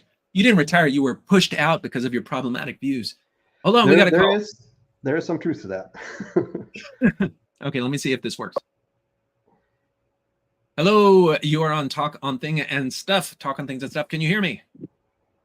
Hey, Jonathan, it's Jared. Oh, hey, what's up, Jared? Not much. I was actually just curious. I don't have much time, but I heard you guys talking a little bit about the whole orthodoxy versus universalism issue. So my curiosity on that is, if we are, if religion is practical, how then do you really handle apologists? Because I know that Roy has very intense reactions to apologists, and I don't blame him, because I do too a lot of the times. I'm just curious how you sort that out. Okay. So the question, so I understand it, is in this conception of an evolutionary religion, what do you consider, how do you see apologists? And Sure, apologists it's kind of like Fair, or what, like Fair Mormon and Brian Hales type people, or? Yeah, kind of stuff like that. Like, because when I don't know, I have a hard time ever wanting to talk people out of the church, because I generally see what happens. They go all polyamorous and stuff like that. But I like when I hear Brian Hales say things like, did Joseph Smith really need revelation to start up polygamy? I want to just blow my brains out. And I don't know, do you ignore him? He's like, he's got his thing. He's convincing people to stay, so let him do that. Yeah, that's a good question. Troy, do you have any thoughts on that? I want to give you the... it sounds like Jared's asking a question about like what's the role of the apologist or whatever in this framework, and it feels to me that in order for a religion to be efficacious, and I'm not sure this is the case, but it feels to me you have to have some sort of claim on reality somewhere, some sort of belief that says this ties into reality here. And that's where the apologist steps in to say, look, here's the proof for what it is we believe that you can find in the objective world. That feels to me like that's what the apologist is trying to do, is to marry that bridge between faith and reality. And so that's what I think they're trying to do. But if you get rid of that totem, if you get rid of that, like for example, the Book of Mormon to me would be a good example of something that if you don't believe in the Book of Mormon as an inspired, at least as an inspired document, if you think it's just Joseph Smith's, bricolage without much value to it, I don't think you can be Mormon for very long. You'll start to slide and lose your faith. You have to believe that there's something special about it that goes beyond just being, a version of Lord of the Rings or something, right? I think that you have to believe that there's something more valuable baked in. And that's the role of the apologist, is to come in and say, this is not just a story. This is not just, some ideas. This is real. And that's what I think the apologist does. Yeah, should I just not tell him to shut up? Because I usually want to tell him to shut up. We know you, Jared. You're going to tell him to shut up no matter what. Yeah, I guess so. Probably shut up and F off. Anyway, okay, so my perspective on this is I think that the church as it exists includes predominantly, I think, probably concrete, literal, materialist believers in it. And so apologists like Fair Mormon and Brian Hales are part of the immune system of that paradigm of the church. And they serve the purpose of that paradigm of drawing the boundaries and trying to maintain the identity and existence of the church in that mode of existence. Now, I believe that we're at a transitional moment in the church where it is loosening its expectations of members, and it is allowing more and more of a metaphorical utilitarian perspective towards the church to exist within its walls, and not having the draconian excommunicate anyone who speaks a certain range of views out of the church. And if this evolutionary perspective that's more utilitarian based perspective that then sees the church and its culture and identity as something that you can hold on to for its practical benefits as long as it lets you, then that role of apologist becomes less important. And so I still have a very intense fascination with Mormon history, but I now see it not as something that I need to use to disprove the church, but rather as an exploration of a very real human phenomenon that I almost love even more because of all of its flaws, defects, and drama. And so then the apologist will continue to exist, and it will continue to serve that segment of the church that is still in that literal frame of being. But you're going to start to see new people who exist, not so much, I think, to try to draw boundaries as much as it is to establish and solidify this new metaphorical framework or cultural framework of the church and its identity.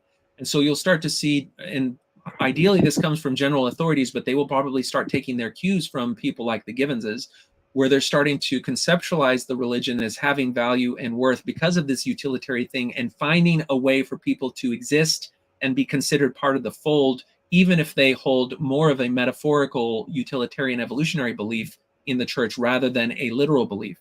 And it's going to have fits and crannies. One of the things we didn't talk about is when the church makes changes, those changes aren't necessarily all for the good, and it's hard to roll back. Like, I think that the church abandoning the Scout program, abandoning visiting teaching, abandoning some of these things, those are changes, and in essence, they're mutations a little bit that change some of these core principles that we've talked about that had served the church for several generations. And so abandoning them, and abandoning so many of them in such a rapid succession, I think is actually really, really treacherous. And the one drawback the church has is it doesn't have the ability to say, oh, you know what, we were wrong, let's go back to 3-hour church, or we were wrong, let's reinstall. Now, it could still find a way to do that. You know, when I was growing up, the church had like a weird block where you met once in the morning, then went home, and then came back in the afternoon. And And apparently that was like normal, but I, in my life, didn't really see that. So that's what I have to say about apologists like Brian Hales. Early on in my concrete, literal thinking of the church, it was very important to fight back against that. Now I say, oh, it's the literalists trying to defend their literal perspective. I get it.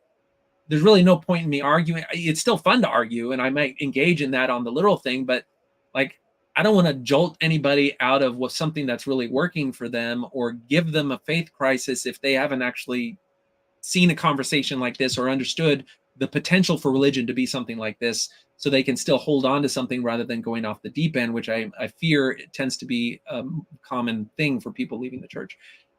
There's one more thing I want to say based on Troy's response, which is, how does scripture play a role in this evolutionary process? You mentioned the Book of Mormon, and I think people who are Christian wrestling with the Bible also struggle with this. And I sort of see scripture as an evolutionary being as well.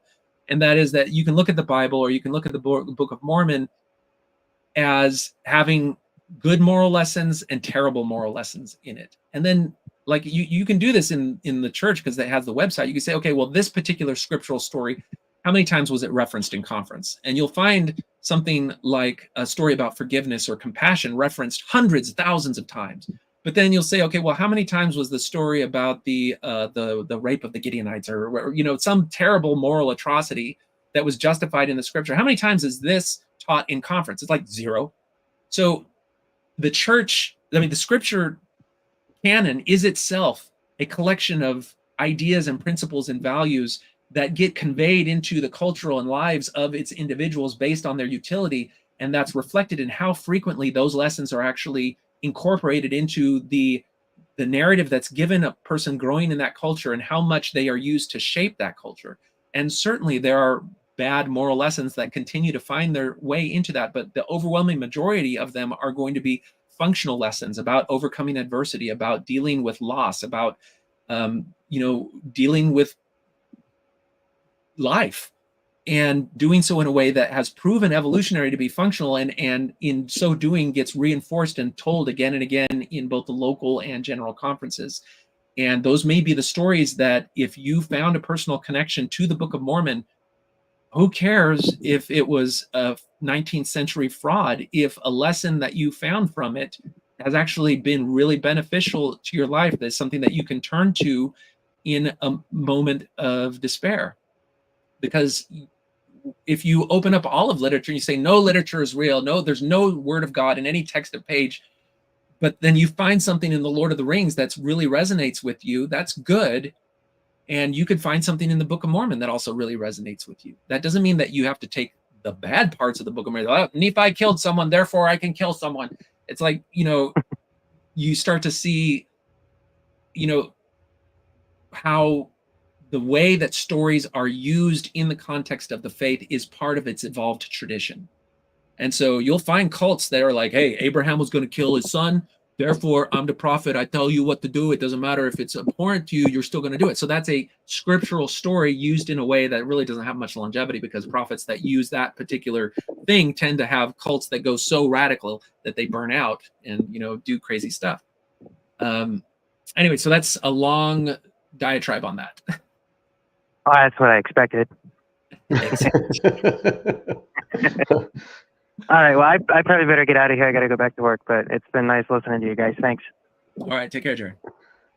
See ya. All right. So if anyone in my audience doesn't know, Jared is one of the regulars over at Porch Time, which is a group of great guys led by Chris Hanna and his rowdy crew of miscreants who would probably find something to, if you like this discussion, you'll probably enjoy some of the discussions that they have over there. I show up there from time to time. Okay, so the phone lines are open once more. We just crossed the 3-hour line, and I should probably just end it right there, just for so I don't turn into Mormon Stories podcast. So Troy, well, I wanted to just say one thing about apologists and the role that they have. I'm saying, or my position is that in order for the religion to be meaningful, people have to believe it's special, right? They have to think that there's something really nifty about it, which is why some so-called apologists, or aren't really apologists, like say Dan McClellan, to me, like when he speaks, he always sounds to me like he doesn't really believe that the Book of Mormon is an inspired work, right? Or that it's, and I don't want to put words into his mouth, but it sounds to me like he's put it in that context of it was something that was written, it's a product of the 19th century, and all of its pretensions to being of an ancient American civilization is ridiculous and can be abandoned.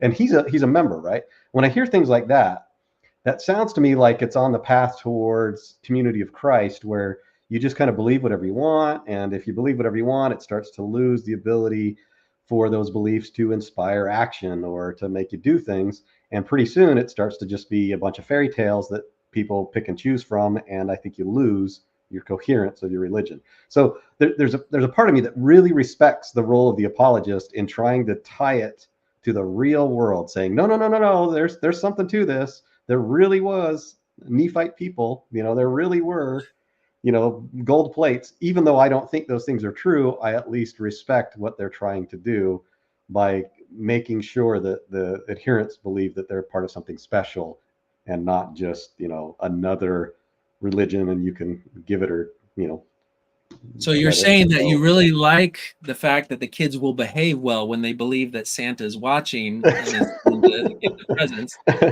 Well, that's why I'm growing a beard, because I'm thinking I'm going to be the new Santa. All right, that's good. But that Santa metaphor comes up a little bit because it is kind of like there's, if the kid does behave well because he believes in the Santa thing and it gets him through situations that he might otherwise have been like, who are we to take away that? But then when they finally learn about the reality of Santa, like, I don't know, it's different in people's traditions. Some people are like, I'm never doing the Santa lie because I don't want to normalize lying to my children. Okay. But it's fun and it's a tradition and it works for people. And maybe what if what you're doing is giving somebody a lesson in skepticism and you're saying, you remember when you really believed Santa, but then you discovered it wasn't true? Well, that was a benign lie that I used to teach you the importance of skepticism. And that lesson may serve you well. So when you're ever believing other things, just remember to ask the questions. The narrative that you give any of these things has power to transform it from something that's problematic for you to say, wait a second, maybe there is some worth in that. And sometimes all it takes is for you to say, can I look for the positive? Can I look for the worth in it? And maybe at least I can at least consider that possibility, because it's there not infrequently. And the Santa thing, my rule is I love the Santa tradition.